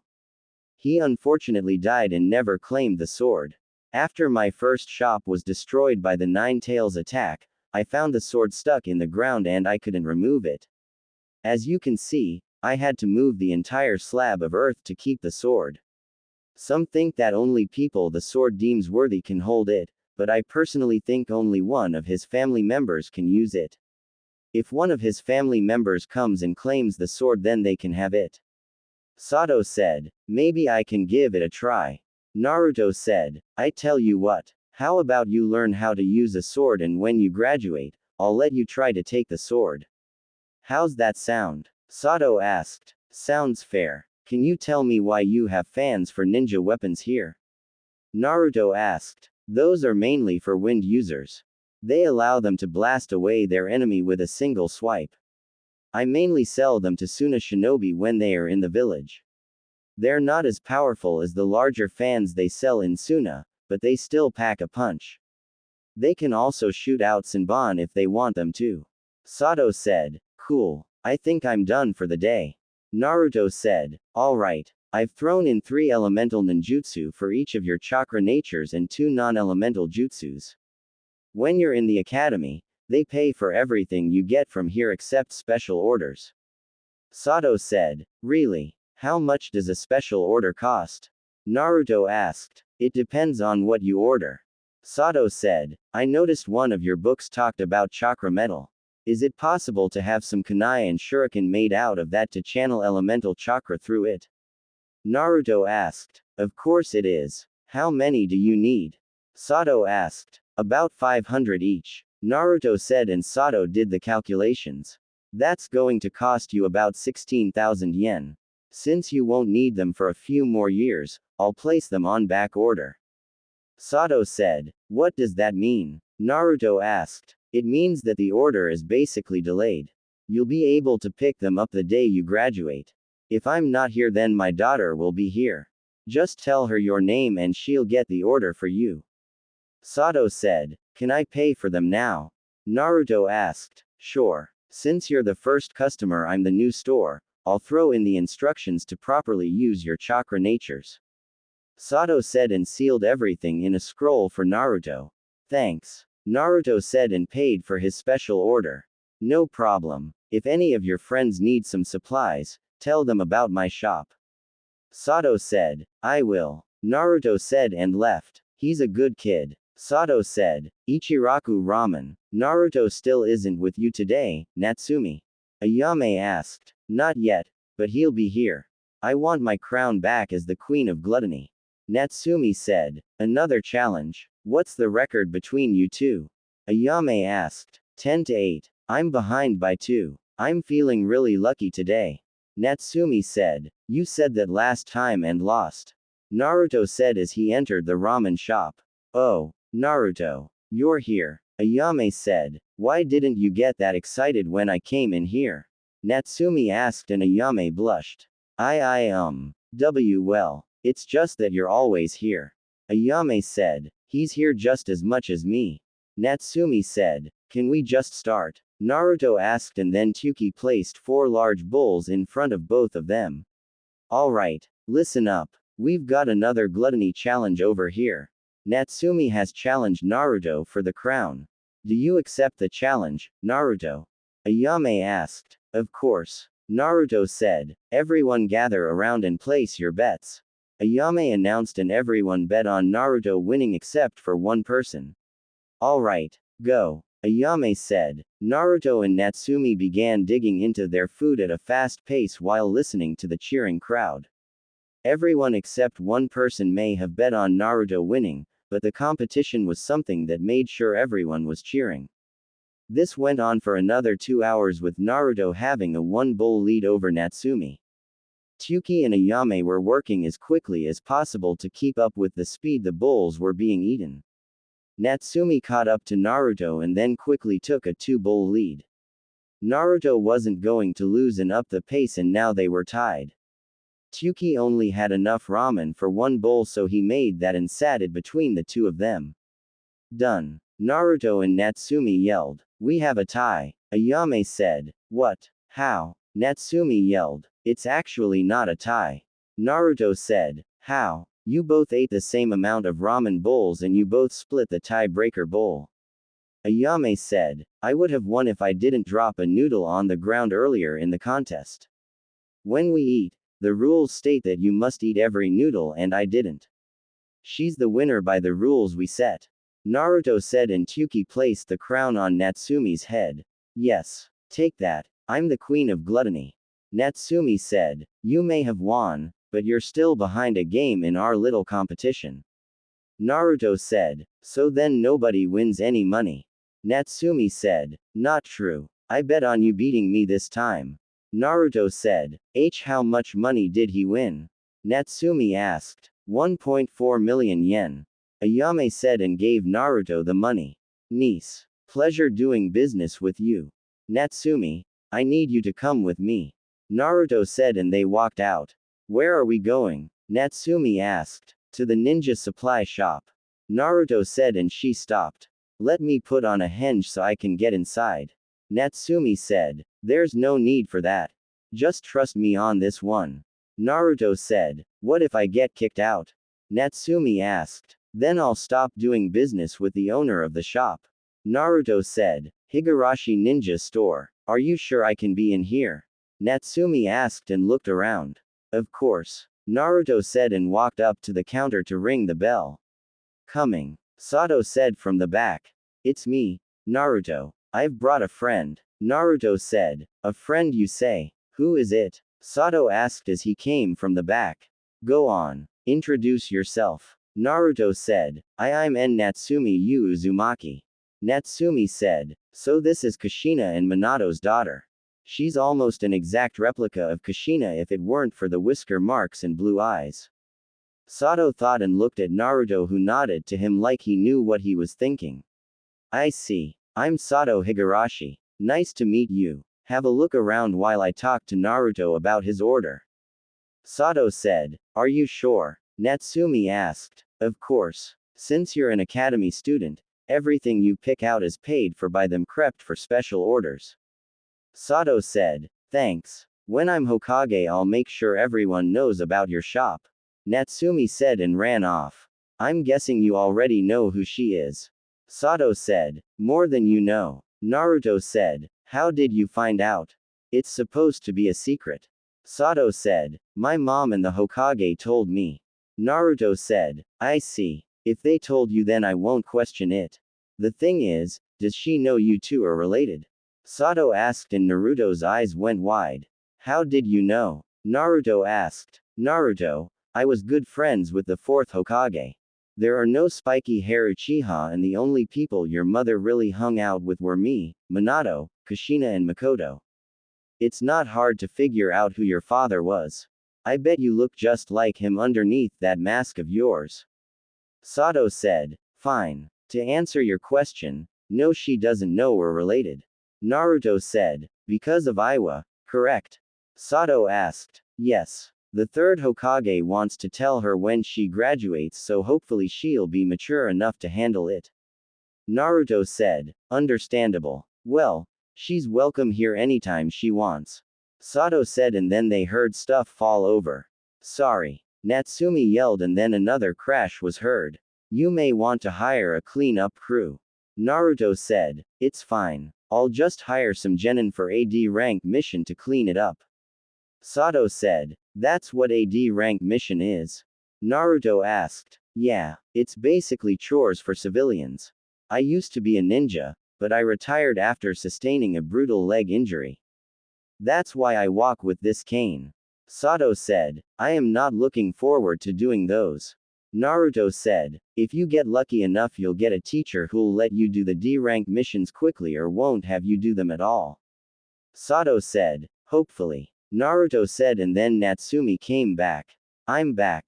Natsumi said and put some stuff on the counter. Paint cans, rope, rubber ducks, stink bombs, glue. What is all of this? Naruto asked. I didn't even know I sold that stuff. Sato mumbled. It's for pranking. Duh. Natsumi said. I brought you here to get some ninja supplies, but I clearly wasted my time if this is all you're interested in. Naruto said. But he said the academy pays for all of this. Natsumi said. They do, but you have nothing to train with in here. I saw your gear and that is why I brought you to Sato. Naruto said. Well, maybe I don't want your stupid help. Natsumi said and walked out. I'll keep these here for her. Sato said. Thanks. Naruto said and walked out of the store. Training ground. Naruto was sitting down in a meditative position when all of a sudden his eyes snapped open and kunai started flying at him from all directions. He jumped into the air and twisted around the kunai before he threw them so they'd collide with some of the other kunai. He heard 11 thumping noises and then landed on the ground with a smirk on his face. He looked around and saw 10 targets with a kunai in them. He looked behind him and saw a target behind a big rock with a kunai embedded inside of it. He sighed and took a drink of water before looking to his left.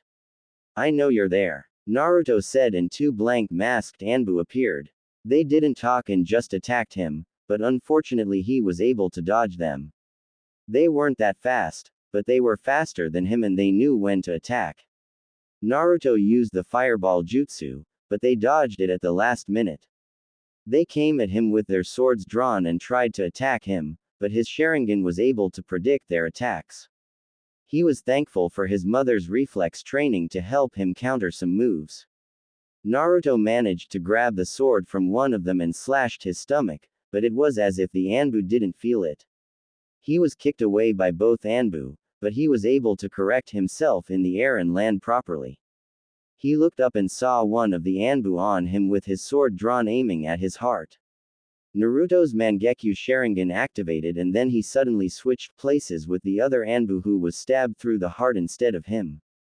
The other Anbu was killed instantly and before the other could remove his sword, Naruto stabbed him in the back through his heart and killed him.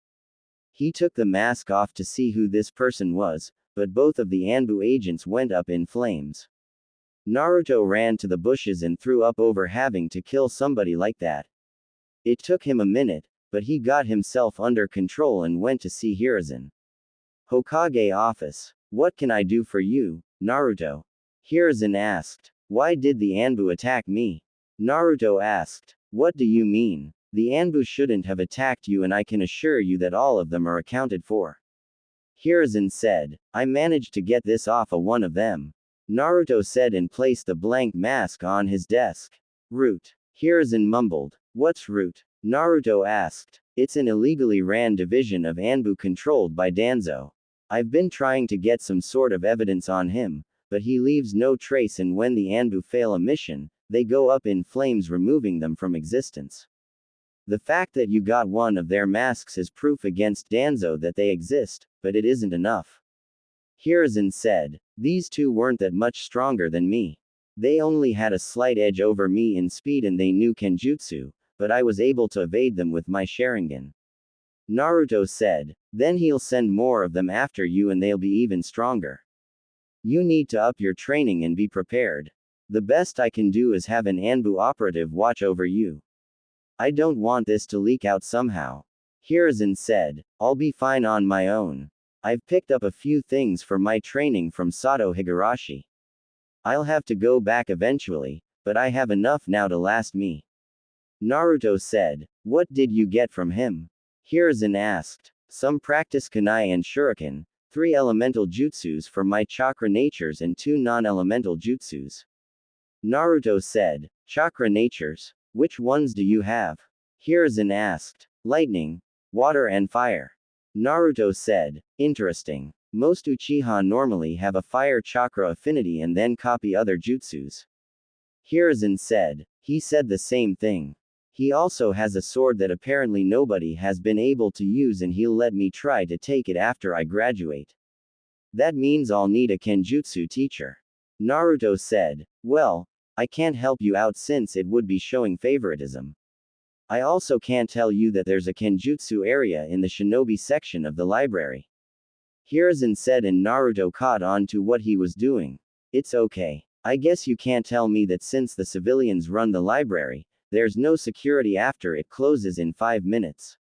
Naruto said. That is correct. Now, I must get back to my work. Hiruzen said. One more thing. It's getting harder and harder for me to do the clone jutsu. Natsumi has the same problem. Is there a way you can't help me with this problem? Naruto asked. You are correct. There is absolutely no way I can allow you to take this scroll on different types of clones. Hiruzen said, as a scroll mysteriously rolled to Naruto's feet. Right. I thank you for being honest and not getting my hopes up. I'll be happy to throw this in the trash for you since you have more work to do. Naruto said and picked up the scroll. That is most kind of you. Hiruzen said. I'll be going. Naruto said and left. Naruto. After sneaking into the library and finding what he needed, Naruto went to Kurenai's apartment to sleep for the night. On his way there, he heard sounds coming from an alley and rushed into the alley to see a group of civilians and genin beating up Natsumi. He activated his Sharingan and jumped into action. He used genjutsu on the genin who were unable to break it and simply knocked out the civilians before going over to Natsumi. Natsumi, are you okay? Naruto asked, and she slowly opened her eyes. I think I'll be okay. Natsumi said. Come on, I'll take you home. Naruto said, and she climbed on his back. How did you know I was getting beat up? Natsumi asked. I was on my way to my sister's house and I heard noise in the alley. Naruto said. Why is it always you saving me? Why do you hang out with me so much? Natsumi asked. Because I care about you. You mean more to me than you could imagine at the moment. Naruto said, and her eyes started to close. I wish you were my real brother. Natsumi said, before she fell asleep. All will be revealed in due time. I just hope you can get strong and mature enough. Naruto thought. He entered her house and placed her on the bed. He was about to leave, but not before leaving some of his practice ninja tools for her and some tips on how to use them. He opened the scroll that Hiruzen didn't give him and saw a jutsu known as the Shadow Clone Jutsu and wrote down the instructions for Natsumi. This jutsu was almost made for somebody like them with huge chakra reserves. While Naruto's were large for his age since he already had low chunin reserves, Natsumi most likely had more chakra than an elite jonin right now. He wrote down some chakra control exercises for her as well and then finally left. 6 years have gone by and Naruto has grown to an acceptable level. He was a mid-chunin level ninja with some field experience thanks to him constantly having to fight off Danzo's root Anbu that he sent after him. Naruto was thankful for them attacking and trying to capture him because it helped him hone his skills. He was so thankful that he sent Danzo a thank you letter in the mail, which was written on the back of an explosive tag. He trained exactly how his mother trained him and even added more to the regime thanks to Anko&Kurenai giving him some tips. He was an all-around shinobi having trained in every aspect of being a ninja and didn't finish anything until he had it down completely. Natsumi called him a perfectionist, but Naruto told her that he didn't want to make any mistakes in battle. His ninjutsu was high level thanks to him increasing his arsenal, but he didn't learn anything higher than AC rank jutsu.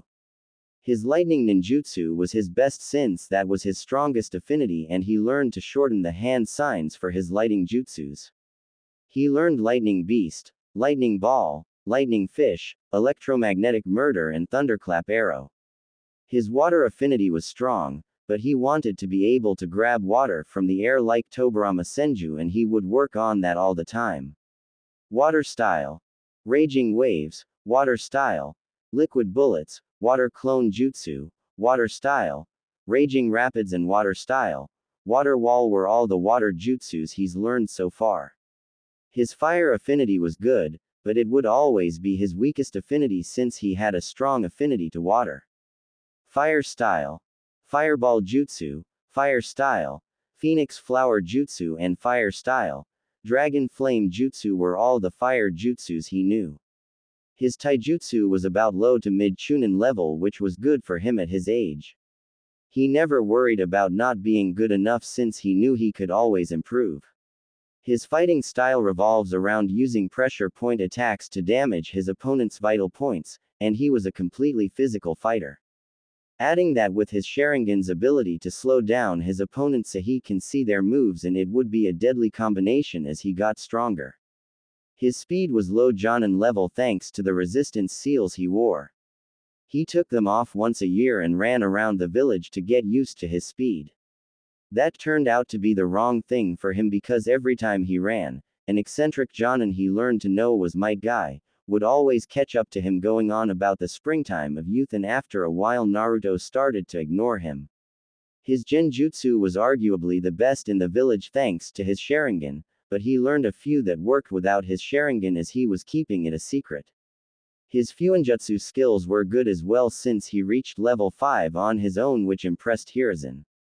His medical ninjutsu was good, but he could use some work on it, and the nurses in Konoha were useless since they barely knew what they were doing. He learned the mystic palm jutsu, medical water jellyfish and water mosquito. His kenjutsu skills were low chunin level as Anko and Kurenai introduced him to their friend Yugao, who was a kenjutsu specialist. They were shocked when Naruto said he knew she was a member of the Anbu Black Ops, and when they asked how he knew, he simply told them that she's the only person other than Anko with purple hair in the village. His Mangekyu was never used again after the first time against the Anbu since he wanted to focus on his other skills and not become too reliant on the Mangekyu. He read the tablet again and confirmed his suspicions that it was being tampered with because his ability was now on there.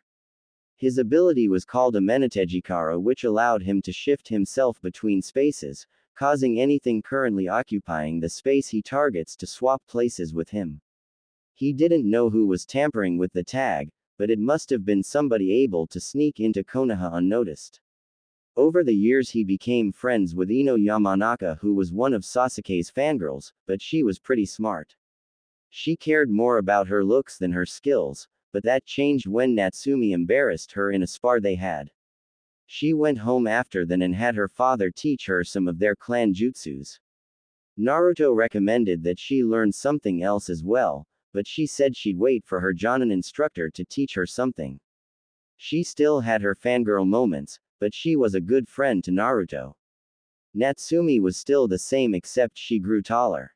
Her skills were at a mid-genin level and she always tried to push herself too hard to reach Naruto's level, but he explained that she should work at her own pace and rest was important. She knew the shadow clone jutsu and like Naruto she learned it with ease. However, during the academy she kept trying to do the clone jutsu as she would get teased and bullied for not being able to do the simplest jutsu. Her classmates nicknamed her Tomato thanks to her red hair, and she turned into a menace whenever somebody called her that. Teachers started to call her the second coming of the red-hot habanero and they were terrified of her. The only person able to calm her down when she went on a rampage was Naruto, but he barely showed up to the academy. His attendance caused him to be at the bottom of the class, but he didn't care. Graduation came by this week and everyone was separated into groups to get everything done quicker throughout the week. He was late to his, but he had an actual reason. The day of his graduation test was on his mother's birthday and he was at the memorial stone for nearly 4 hours. He was excused by Iruka since he learned from Natsumi that Naruto's mother died when Iruka noticed he would never come to school at all on a specific day every year. Right now Naruto was sitting in class watching the remaining students take the test for their headbands. Ino and Sakura were arguing over Sasuke with his other fan girls who Naruto wondered how they even passed. Kiba was bragging about his skills to Shino. Choji and Shikamaru were in the middle talking to each other and Natsumi was patiently waiting for her turn. Hurry up. I'm ready for this damn test. Natsumi said. Relax. You're up next if I'm not mistaken. Naruto said. It's not, she'll pass. She can't even do the clone jutsu. Kiba said, and everyone laughed at Natsumi except Ino and Naruto. How about a bet, Kiba? Naruto asked. What's the bet? Kiba asked. I bet Natsumi will pass the test with flying colors. Naruto said. Oh yeah, if she doesn't then she has to be my servant for the next 3 months. Kiba said. Alright, when she does, you have to lick your dogs, Naruto said. Hell no. Kiba said. Oh, is that Kiba denying a bet? Are you a? Naruto asked, and that set Kiba off. Deal. Kiba said and shook Naruto's hand. Dumbass. Natsumi thought. Natsumi Uzumaki, you're up. Iruka said. You got this, girl. Ino said. I know. Natsumi said. Use the shadow clones. Naruto whispered. I can't. It has to be the clone jutsu. Natsumi whispered. No, it has to be a clone jutsu. They never specified which one. Naruto whispered. You're right. I'll be back with my headband. Get ready to lick some dog, Kiba.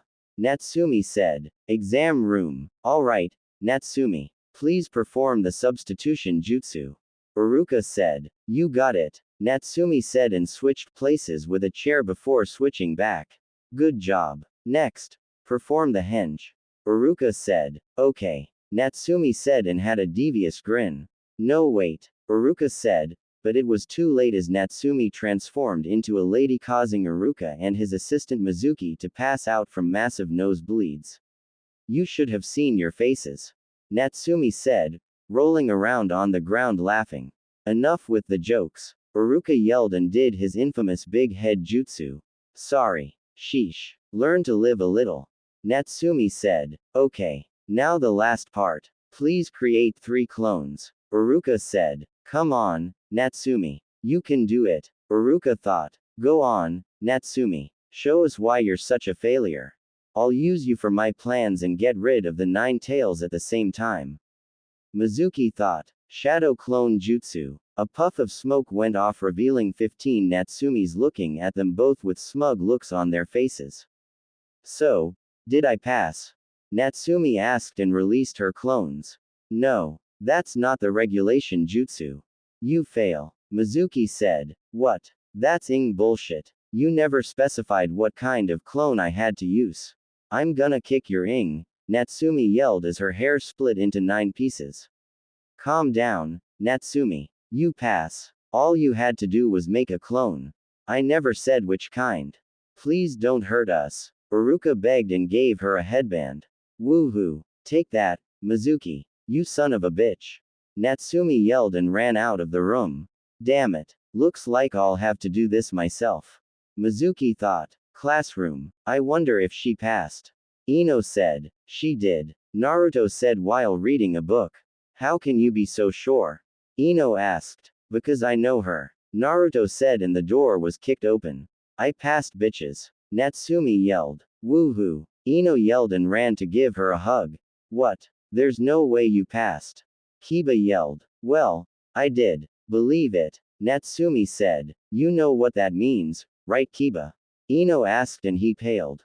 No, I'm not doing it. Kiba said. A deal is a deal.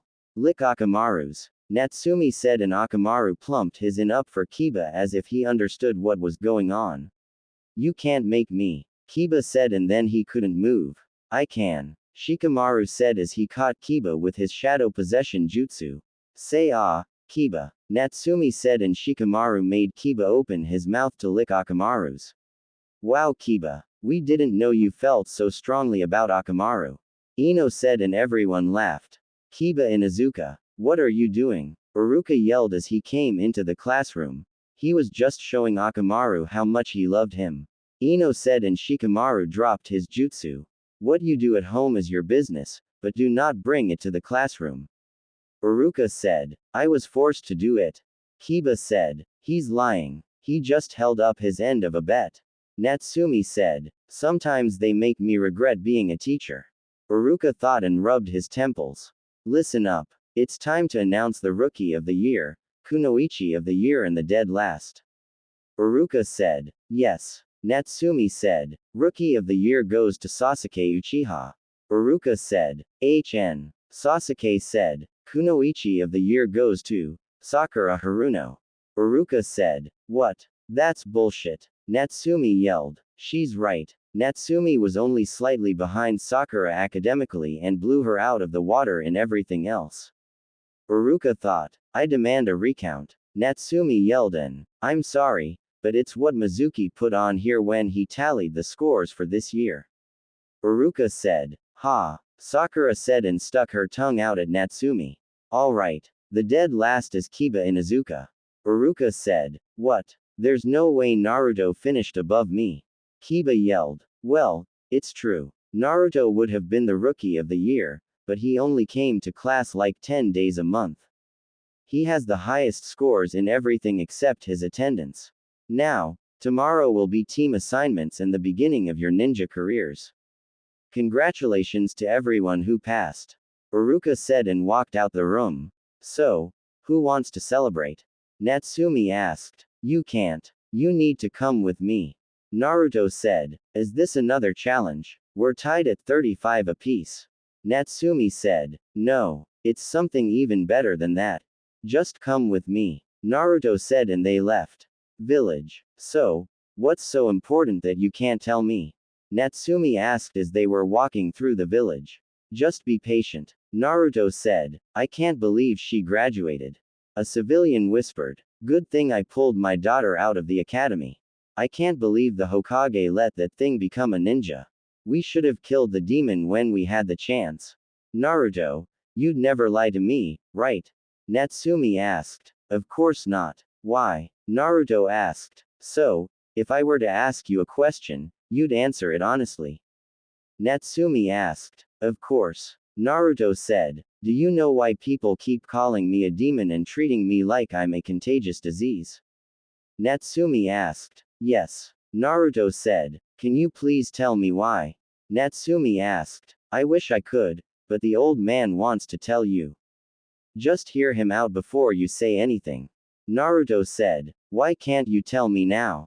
Natsumi asked. Because it's an S-ranked secret. Naruto said as they reached the Hokage Tower. I never knew that hating somebody is a secret. Natsumi said and they walked in the office. Yo, old man, we're here. Naruto said. Do you believe in knocking? Hiruzen asked. Only on Anko&Kurenai's doors. Naruto said. I see. So, what brings you here today? Hiruzen asked. He said you have something to tell me. Natsumi said. She's ready. Naruto said and Hiruzen sealed the room. Have a seat, Natsumi. Hiruzen said. Ask anything you want. Naruto said. Why do the villagers hate me? Natsumi asked. Tell me, what do you know about the Nine Tails attack? Hiruzen asked. That the fourth Hokage killed it 13 years ago. Natsumi said. That's not what happened that night. The Nine Tails was defeated, but it was not killed. In order to stop a tailed beast, you must find a suitable container and then seal it away. 13 years ago on October 10th, a baby was born and lost her parents to the wrath of the Nine Tails. That baby was chosen by the fourth Hokage to hold the Nine Tails and keep it from attacking the village. Hiruzen said and her eyes widened. I was that baby. Natsumi said. Yes. You are what's known as a Jinchuriki. You are the reason this village still stands and its savior. Hiruzen said. So, I'm the nine-tailed fox that attacked 13 years ago. Natsumi said and started to cry. No. You are its container. Think of it like this. If I put water in a cup, does the cup become water? Hiruzen asked. No. Natsumi said. That is correct. You are still Natsumi Uzumaki and the nine-tailed fox is something completely different. Hiruzen said. Then if that's the case, why did they attack me? I was just an innocent little girl. Natsumi said. The people of this village hate and fear what they do not understand. However, your family would be ashamed of them if they knew how you were being treated. I tried to let you live a normal life and get adopted into a nice family by labeling this an S-ranked, but somebody leaked the information about you being the Nine Tails Jinchuriki to the village. I'm sorry for not telling you sooner, but you just weren't ready to handle the truth. Hiruzen said. You said my family would be ashamed of them, correct? Who are they? Do I have any family left? Natsumi asked. Here. Hiruzen said and gave her a picture. Who are these people? Well, I know the fourth Hokage, but who's the lady with the nice hair? Natsumi asked. Her name is Kushina Uzumaki. However, if she were alive you'd call her mom. Hiruzen said. Mom. She's beautiful. Natsumi said. She was easily one of the most beautiful women when she was alive. She's been with your father since they graduated from the academy and then 13 years later, you were born. Hiruzen said. I hope my mom never got teased like I did. Natsumi said and Hiruzen chuckled. Oh, she has, but for different reasons. She was teased and picked on because of her red hair and also because she was considered an outsider. Hiruzen said. Why? Natsumi asked. Because she was originally from the Uzushiogakure in the land of whirlpools. It was the home of the Uzumaki clan. Sadly, after she moved here, the entire Uzumaki clan was destroyed. Hiruzen said. So they picked on her because she wasn't born here? Natsumi asked. Yes. She was nicknamed Tomato because of her red hair. She was such a tomboy that she'd beat up anybody who messed with her. Her nickname around the village was the Red Hot-Blooded Habanero. Hiruzen said. So, when the people called me the second coming of the Red Hot-Blooded Habanero, I reminded them of my mom. Natsumi asked. Yes. It's funny because like you, only one person was able to calm her down if she went on a rampage. Hiruzen said. My dad. I guess you have something in common with my dad, Naruto. Natsumi said. You have no idea. Naruto thought. Now, you do have some family left alive. A godfather, a distant cousin and a brother. Hiruzen said. Where the hell are they? Natsumi asked. Your godfather is out of the village since he runs our spy network. The money you receive every month comes from him. Your distant cousin has been out of the village for over 20 years and probably doesn't even know you exist. Hiruzen said. What about my brother? Why hasn't he been around? Does he hate me like everyone else? Natsumi asked. No. Hiruzen said. Well, he hasn't been here for me so he can kiss my I don't need him. Naruto's my brother and that's all that matters. Natsumi said. Listen, Natsumi. Your brother loves you very much and has been protecting you ever since he found out about you. Hiruzen said. Then why hasn't he said anything to me? Natsumi asked. Because I ordered him not to. You see, he's your half-brother and was born into one of the most powerful clans. Your father had another baby that was born exactly 2 months before you. I ordered him to not say anything to you because that would paint an even bigger target on your back. Hiruzen said. What do you mean? Natsumi asked. As you know from the academy, I will hold a grudge against your father because of what he did during the Third Shinobi War. Had news leaked about him having any children they would have tried to kill you. Kumo had a certain incident with your mother that I'll tell you another time and they would have tried to get you as well. Had you known who your brother was at a younger age, you would have painted an even bigger target on your back and his because his clan didn't like him. They called him the half-breed of the clan. Hiruzen said. You're right. I would have screamed it to the mountains who my brother was. So, who is he? Natsumi asked. I'll let him introduce himself. Hiruzen said and nodded at Naruto. You know who he is? Natsumi asked. You're looking at him. My name is Naruto Uchiha Namikaze. Minato Namikaze is my father and Sayuri Uchiha is my mother. Naruto said, as he took his mask off revealing that he looked exactly like Minato with black hair and darker eyes. You're my brother? Natsumi asked and Naruto nodded. I couldn't exactly tell you, but I've known since the day after I first met you. I was supposed to keep my distance from you, but that wasn't going to happen, so I was assigned an S-ranked mission to protect you from any civilian or ninja that tried to harm you. Now that you've graduated the academy, my mission is complete. Naruto said and Natsumi gave him a bone-crushing hug. I can't believe it. This whole time I've been saying you're my brother and only family I have, but I was telling the truth without even knowing. Natsumi said and Naruto hugged her back. Now that you know about your family, what are you going to do? Hiruzen asked. I'm gonna train even harder than before. I have a clan to represent. Natsumi said. That is good to hear. Now, You must keep this a secret to keep it from spreading to the other nations. I'll reveal your heritage the moment you can handle a Chunin level ninja. So, in 6 months I want you to be a Chunin level shinobi. Hiruzen said. What about Naruto? Natsumi asked. I'm already a Chunin level ninja. Mid-Chunin to be exact. Naruto said and put his mask on. That's not fair. Natsumi said. You spent most of your time pranking the village. While I was training, you were playing. Did you even use any of the material I gave you other than the shadow clones? Naruto asked. Sort of. I did all those chakra control exercises and looked at that taijutsu style. Other than that I haven't looked at anything else. Natsumi said. You need to train seriously now. I can't have my little sister being weak. Naruto said and ruffled her hair. Stop that. You're only older than me by 2 months. It doesn't count. Natsumi said and turned her head away. As funny as this is, I believe I have something for you both. Hiruzen said and gave both of them a scroll. What's in it? Natsumi asked. I don't know. The last thing Kushina said to me was that they had these scrolls left for the 2 of you. Hiruzen said and they unsealed the contents of the scrolls. What is this? Natsumi asked. It looks like your mom left some ninjutsu scrolls for you in her Konoha headband. Hiruzen said. Cool. Hey, what did you get? Natsumi asked. A bunch of tri-prong kunai and some space-time ninjutsu scrolls. Naruto said. Well, it seems the 2 of you have some work to do. However, I recommend that you wait until you're ready for them. Hiruzen said. You're right. Natsumi, come here. Naruto said. What do you want? Natsumi asked and Naruto drew a seal on her arm that disappeared. I just put a storage seal on your arm.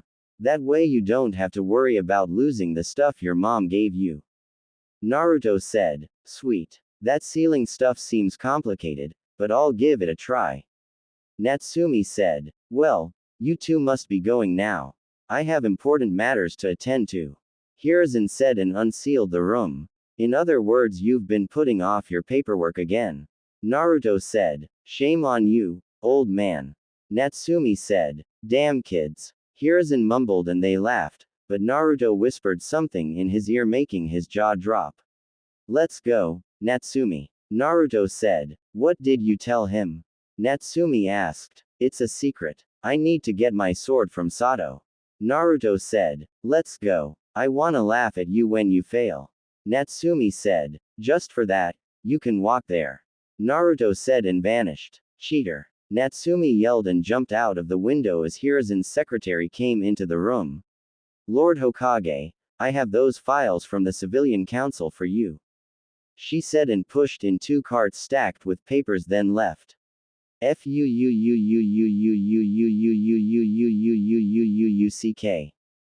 Hiruzen yelled and glared at the picture of Minato and Tobirama who seemed to be smirking at him. You bastards knew about this and didn't tell me.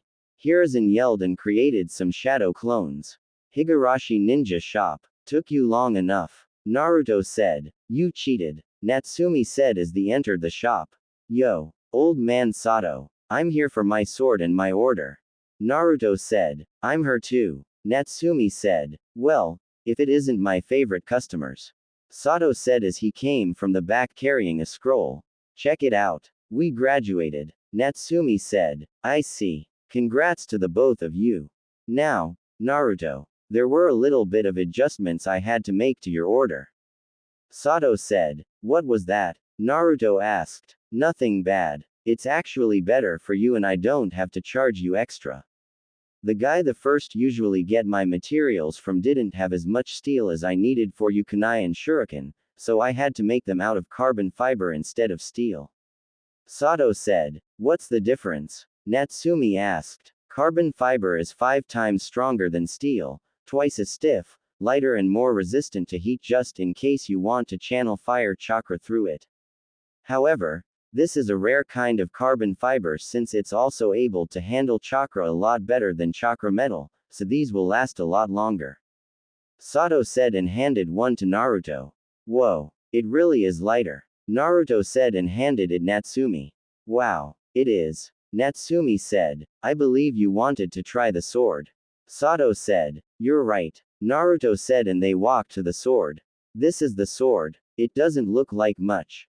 Natsumi said, well, here goes nothing. Naruto said and tried pulling out the sword, but it wouldn't move. Ah, looks like you can't have it. Natsumi said and laughed. I was just kidding. Naruto said and removed the sword easily. What? How? Natsumi asked. There's something on the sword that pricked my hand and took some blood. Must be a blood seal on the sword that was set to activate when me or you touched the sword.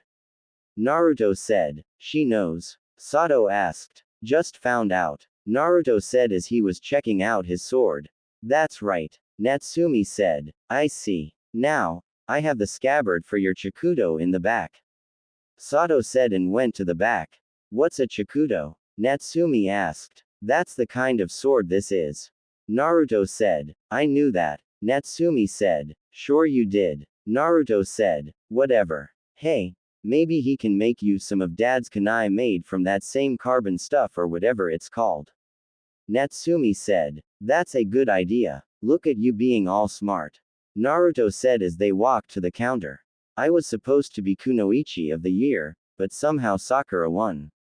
Natsumi said. Don't worry. I'm sure that doesn't matter in the real world. Naruto said. He's right. From what I've been told about this Sakura girl, she doesn't train at all. We had a similar problem back in my ninja days. We had a girl just like Sakura and she was killed on her first mission outside of the village. However, you'll be fine. Sato said and gave Naruto the scabbard for his sword. Who was the guy she was always going after? Natsumi asked. Take a wild guess. Sato said. Dad. Naruto and Natsumi said at the same time. That's correct. Sato said. Should have known. Naruto said. You two go on and enjoy your day. You deserve it. Sato said. Thanks. Naruto said and they left the shop. Well, I need to go celebrate with the Ichirakus. Natsumi said. I need to get home and pack. Naruto said. Pack for what? Natsumi asked. Now that I'm a ninja and technically an adult, I can get my own place. I'll be in the same building, but a few doors down. Naruto said. What about this big sister of yours that I've never met? Natsumi asked. She knows and you've never met her because she's always out on missions. I'm sure you'll meet her eventually. One of them is a bit weird to say the least. Naruto said. She can't be that bad. Natsumi said. Yeah, if you say so. I'll see you tomorrow. Naruto said. Wait. Natsumi said. What is it? Naruto asked and she gave him a hug. I just want to say thank you for everything and keeping me safe. Natsumi said. No problem. Naruto said and left Kurenai's apartment. I'm back. Naruto said. Well, look who finally decided to show up. Anko said. What are you doing here? Naruto asked. What? I can't come and see my cute little brother. Anko asked. She hid the dango behind the two boxes on the top shelf concealed by a genjutsu. Naruto said. Thanks. Anko said and ran to the refrigerator. So, what are you doing today? Naruto asked. Got some people to interrogate. Hopefully I can use all my tools this time. Last 3 people gave up in 5 minutes. Anko said, as she was stuffing her face with dango. Then instead of jumping into the whole crazy act, try off slow then work your way up. Naruto said, meh, not my kind of thing. Anko said, apparently. Naruto mumbled, so, how long has the academy been out? Anko asked, I don't know. Maybe an hour. Why? Gonna stalk Iruka? Naruto asked. It's not stalking. It's called surveillance. Anko said, whatever. Naruto said, hey, you graduated and got the headband, right? Anko asked. Yeah. Naruto said, show me what's under the mask. Anko said, fine. Underneath this mask is another mask. Naruto said and pulled his mask down to reveal another one. Are you kidding me? I've been attacking you for your whole life just to see another mask. Anko yelled. Well, not many people have seen me without the mask. Only my mom, the old man, Kurenai and Natsumi have seen me without it. Naruto said, but I'm your sister. I should see it too. Anko said and Naruto sighed. Fine. First, do you know who my father is? Naruto asked. No. Kurenai does, but she won't tell me. Anko said. Well, you're about to find out. Naruto said and removed his mask showing his real face. Holy shit. You're hot. I mean I know I'm your sister, but damn. I see why you wear the mask. Anko said. Don't tell anybody. Don't even give a hint that I'm cute. Naruto said. You're not cute. You're hot. Anyway, I won't tell anybody. So, the fourth Hokage, huh? I'm guessing you know Natsumi is your sister. Anko said. How do you know she was the fourth Hokage's daughter? Naruto asked. Please. A redhead girl with blue eyes, a heavy ramen addiction, a habit of screaming about becoming Hokage, a temper that scares adults and hair splitting into 9 pieces when she's angry. If that doesn't scream Kushina then I don't know what would. Anko said. Well, when you put it like that I guess it is kind of obvious. Naruto said. I can't wait to meet her and mess with her. Anko said. That is something I don't mind waiting for. Anyway, when will Kurenai get back?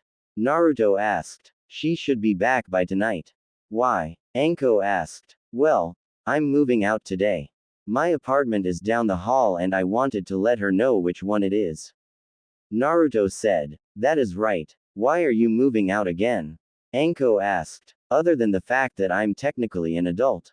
Well, Kurenai and Asuma don't know what a silencing seal is and I get tired of hearing you drunk crying over Iruka whenever he looks at another girl for 5 seconds. I just need my own space and I've seen you drunk passed out on the couch way too many times.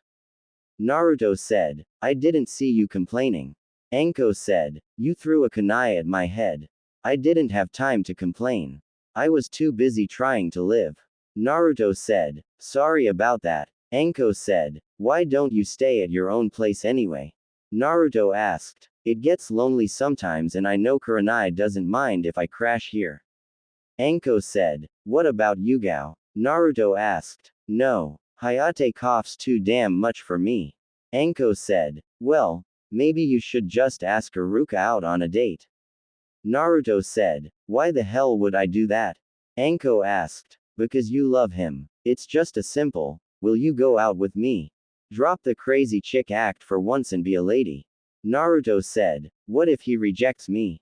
Anko asked as she slumped into the couch. Then I'll buy you a year's supply of dango and red bean soup.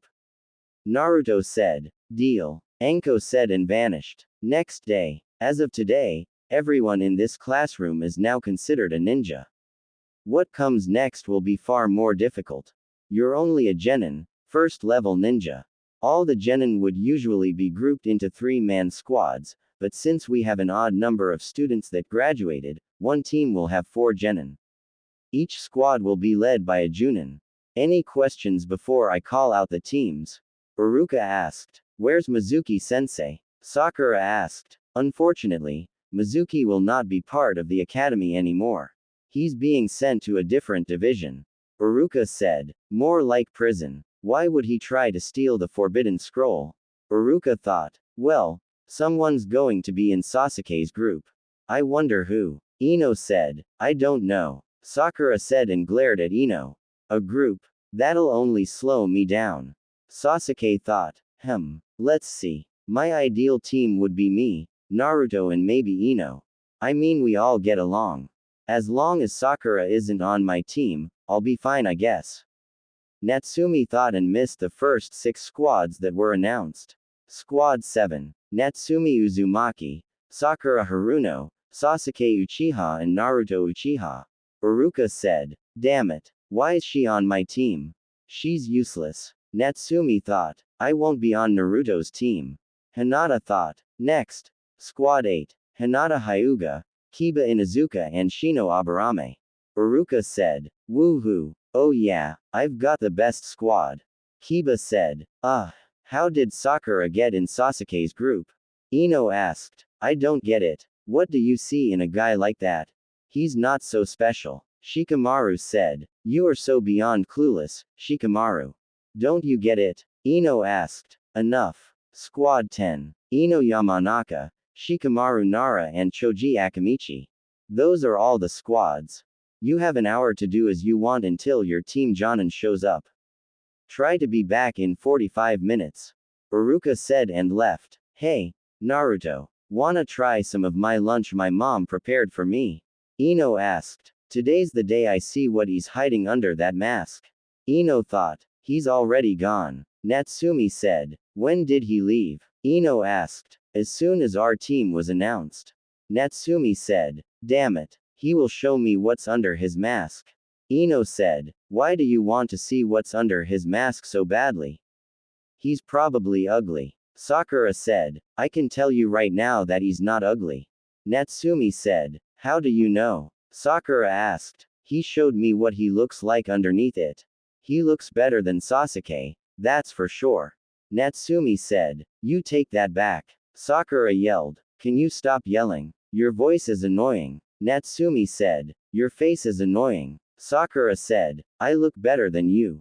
You big four-headed freak. Natsumi said. You take that back. Sakura yelled. Make me. Natsumi yelled. Sakura jumped at Natsumi with the intent to hit her, but she slipped off the desk and was headed towards Natsumi face first. Natsumi smirked and then used the substitution jutsu on an unsuspecting Kiba, causing everyone to gasp. Kiba was on the floor with Sakura on top of him and they were kissing. However, Kiba was in the better position if you asked him because of the placement of his hand which was on one of Sakura's s. Sakura got over her shock and screamed at the top of her lungs. Kiba, you pervert. Sakura yelled and started to beat him up. Wow. Sakura. I didn't know you liked Kiba. Natsumi said. Shut up. Sakura yelled. Hokage office. Well, there goes Natsumi. She's always causing trouble. Hiruzen said. Looks like you've got your hands full, Kakashi. Luckily you have Naruto on your team to keep her calm. Asuma said. Is that the most promising student, Sasuke Uchiha? A Jonin asked. Yes. Hiruzen said. He's one of the two survivors from the Uchiha clan. Kurenai said. That's right. However, I don't believe he's the most promising student in the class. Hiruzen said. What makes you say that? He's naturally gifted and is the rookie of the year.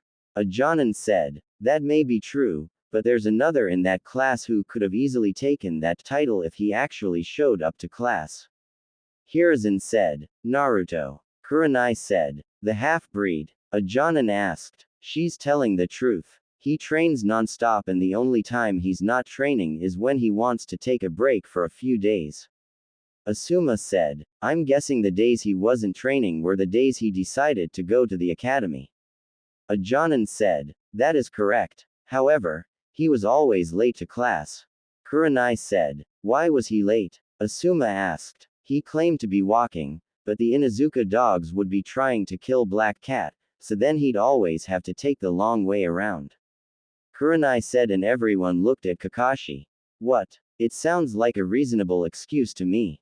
Kakashi said. Of course it does. Kurenai mumbled. You all have your teams. It's time to go and meet them. You have until tomorrow to test them and report back to me. Hiruzen said and all the Jonin vanished. Ninja Academy. So, what do you think of my team, Ino? Natsumi asked. I wish I was on your team instead of Sakura. At least she has another girl to talk to.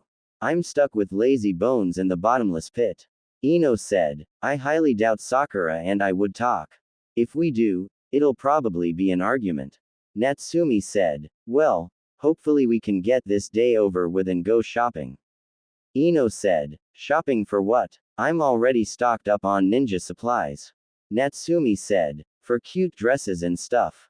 Sure, we're ninja, but we have time off. I'm sure we'll get to go out and have fun. Ino said. I guess you're right. Hey, Hinata, do you want to come with us?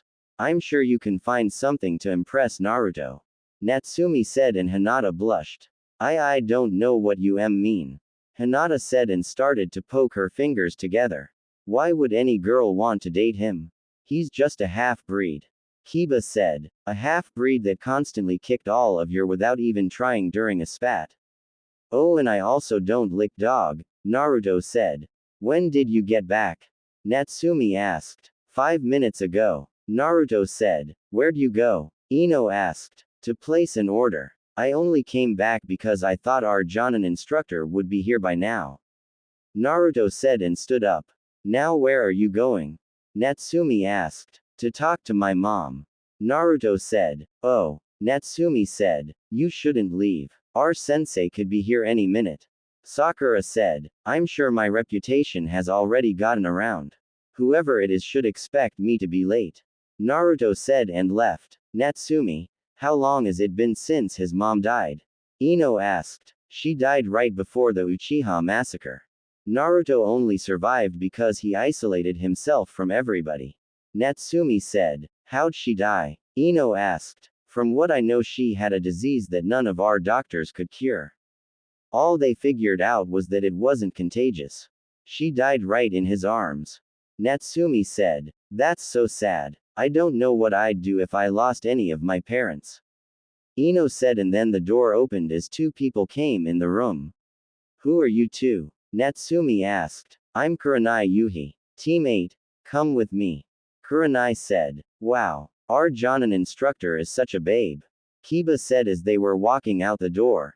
Guess I'll have to beat that pervertedness out of him. Kurenai thought. I'll see you later, Asuma. Kurenai said. Yeah, I'm Asuma Sarutobi. Team 10, come with me. Asuma said. Finally. I'll see you later, Natsumi. Ino said as they left the room. Bye. Now, where's our Jonin sensei? Natsumi asked. 3 hours later. Gah, he's late. Natsumi said. Natsumi, just sit down. Sakura said. I don't want to. How come our teacher's the only one that's late? Natsumi asked. You aren't this upset when Naruto's late. Sakura said. Well, of course not. He's known for being late, but our Jonin instructor should have been here. Natsumi said and grabbed an eraser before propping it up in the door. Hey, what are you doing? Sakura asked. That's what he gets for coming late. Natsumi said. You're asking for trouble. You know you shouldn't do that. Sakura said. Blah blah blah. You're not my mother. Natsumi said. Our teacher is a Jonin. An elite ninja. You think he's going to fall for that? Sasuke asked. Sasuke's right. You're so clueless, Natsumi. Sakura said. Somebody came to the door, making them stare at it and wait with anticipation to see who it was. A head of silver hair poked its way into the door and was hit upside the head with the eraser, causing each of them to have different reactions. I got him. He fell for it, Natsumi said and started to laugh at him. I'm sorry, sensei. I tried to stop her, but she wouldn't listen. I'd never do anything like that. Sakura said. He actually fell for that cheap trick. Is this guy really a Jonin? Sasuke thought. How can I put this? My first impression of this group, you're a bunch of idiots. I'm Kakashi Hatake, your Jonin instructor. Meet me on the roof in 2 minutes. Kakashi said. What about Naruto? He's not here yet. Sakura said. He's on the roof already. Kakashi said. Rooftop. Alright. Introduce yourselves one at a time. Kakashi said. Introduce ourselves. What are we supposed to say? Sakura asked. Things you like. Things you hate. Dreams for the future. Your hobbies. Things like that. Kakashi said. How about you go first? We already know each other, but we don't know you. Natsumi said. Me. I'm Kakashi Hatake. Things I like and things I hate. I don't feel like telling you that. My dreams for the future. Never really thought about it. I have lots of hobbies. Kakashi said. All he really told us was his name. Sakura said. Okay. Your turn. You on the right. You're first. Kakashi said. I'm Natsumi Uzumaki. What I like is my brother, ramen, training, my red hair and pranking people. My dislikes are perverts, rapists, douchebags, Kiba, people who call me tomato and people who can't tell the difference between water and the cup it's in. My hobbies are pranking and training. My dream for the future is to become Hokage. Natsumi said. She's different from what I expected. Kakashi thought. Next. Kakashi said. I'm Sakura Haruno. What I like. I mean the person I like is. My hobby is. My dream for the future is. Sakura said and let out a squeal. What do you hate? Kakashi asked. Natsumi. Sakura yelled. Kiss my pinky. Natsumi yelled. Girls her age are more interested in boys than ninja training. Kakashi thought. Alright, next up. Kakashi said. My name is Sasuke Uchiha. I hate a lot of things and I don't particularly like anything. What I have is not a dream because I will make it a reality. I'm going to restore my clan and destroy a certain someone. Sasuke said. Sheesh. Lighten up a bit. Natsumi thought. Sasuke is so hot. Sakura thought. Just as I thought. Kakashi thought. Alright. Last one. Kakashi said. My name is Naruto Uchiha. My likes. I have a few of them. Dislikes. Well, everything I dislike is dead except for a certain root problem and tyrants. My dream for the future. I guess get married and start a family. Naruto said. So, you want to restore the Uchiha clan as well? Kakashi said. I just said everything I dislike is dead. Why would I want to restore that clan? My family may have the Sharingan, but we won't be associated with the Uchiha clan. I plan on taking my father's name soon and dropping the Uchiha name for good. Naruto said. What did you say, you pathetic half-breed? Sasuke asked. You heard me. Why should I care about the Uchiha clan when they didn't give a damn about me? Isolating me and my mother just because she was a part of the clan's fetish for keeping it in the family. The only other clan that is okay with incest is the Hyuga clan. Naruto said, and Sasuke tried to attack him, but Naruto countered and pinned him to the ground. Let go of me. Nobody will disrespect the Uchiha clan as long as I'm around. Sasuke said. Look at you. Weak and pathetic. The so-called prodigy of the Uchiha clan. A name that was given to you by ninja and civilians who kiss your to feed your ego. You're nothing compared to me and don't forget it. Look at you, squirming underneath my foot. Pathetic. You're lucky Makoto is your mother, or I would have killed you and sent you to live with the rest of that pathetic clan. This is your only warning. Naruto said and released Sasuke. What the hell was that? He's never acted like this before. Natsumi thought. How dare he touch Sasuke like that? Sakura thought. Maybe it was a bad idea putting them on the same team. Kakashi thought. Alright. Well, each of you are unique and have your own ideas. We'll have our first mission tomorrow. Kakashi said. What kind of mission? Natsumi asked. It's a task that the 5 of us will do together. Kakashi said. What is it? Natsumi asked. A survival exercise. Kakashi said. Huh, survival exercise? Natsumi asked. I thought we were supposed to have a real mission, not more practice. We already did this stuff in the academy. Sakura said. You and Ino both failed that part of the academy. Natsumi said. Shut up. Sakura yelled. Bite me. Natsumi yelled and they glared at each other. This is not like your previous training.